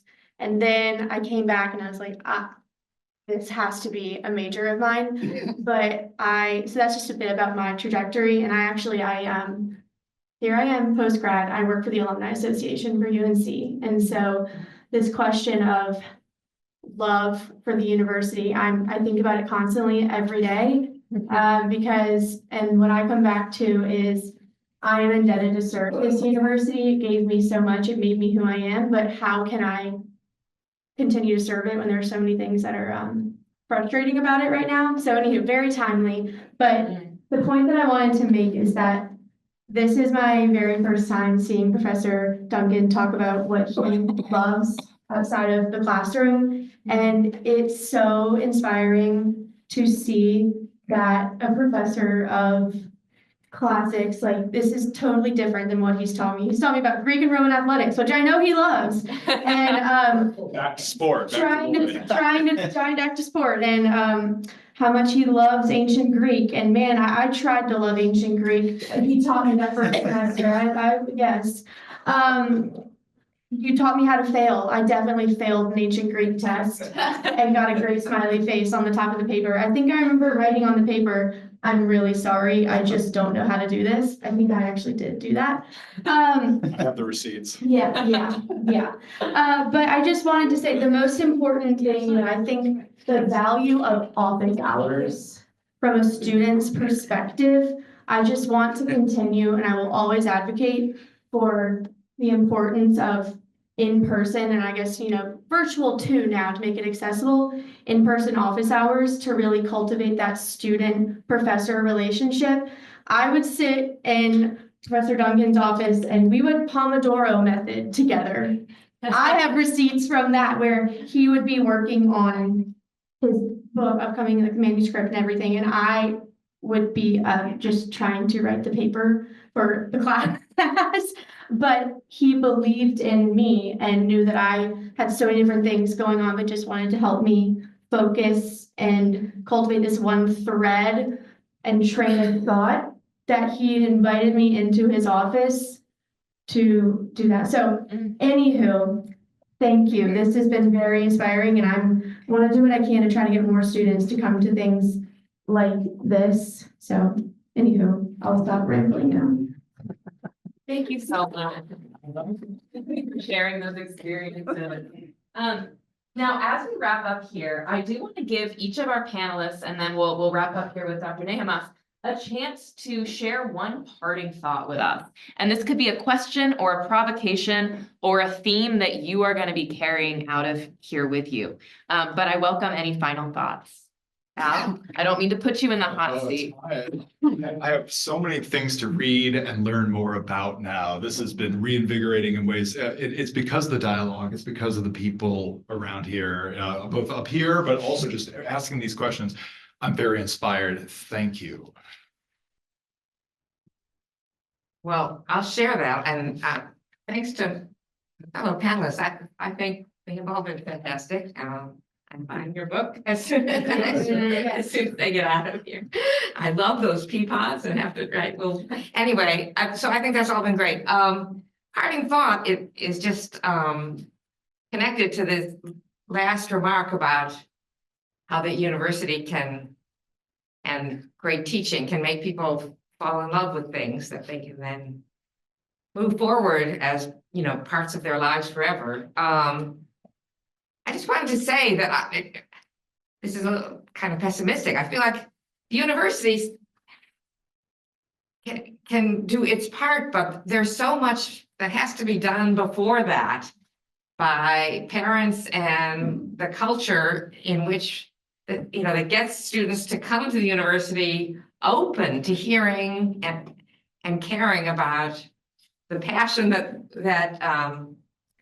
we'd like to introduce people to it. And so I don't know how to do that. I know Carolina Public Humanities is one of the arms of the university that can help bring that out to the wider culture, but I think that's fundamental.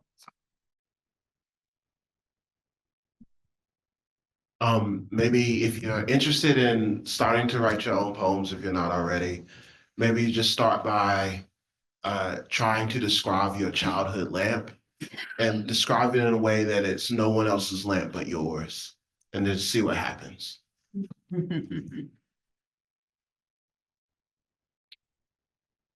I wanted to make one final defense, to use probably the wrong word, defense, of humanities education, specifically art history. I often find, particularly when I'm teaching at the Akron Art Museum, just like short-term little 1-hour sessions with students, that baked within the session is a defense of art history as something worthwhile, a defense of going to the museum as something worthwhile. I think there's this expectation among students that art history, you go and you memorize the names of paintings, and that's it.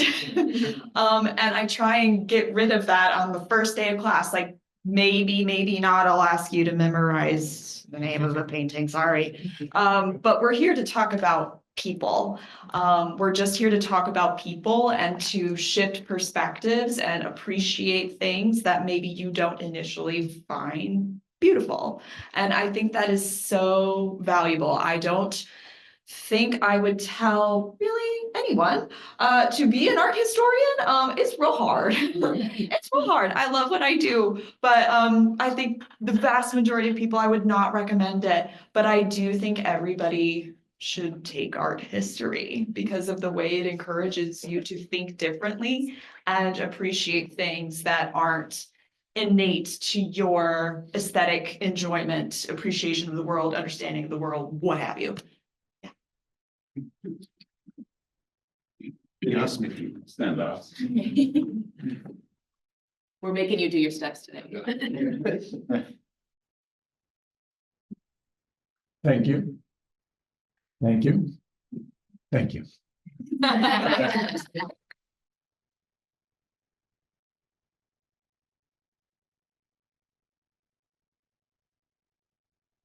All right.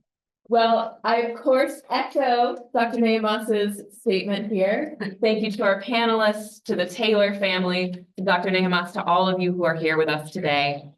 In closing, I just want to echo all of our panelists here on the importance of what we are doing here.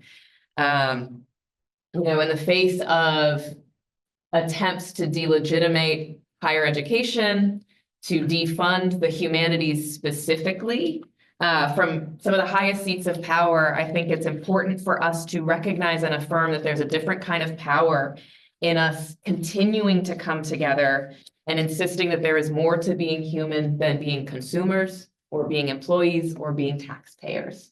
And so I hope that over the coming weeks and months and years, we can all keep coming together to loudly affirm the profound public value of the humanities. So thank you all for being a part of that today, and I hope we'll see you again soon. Thank you, everyone.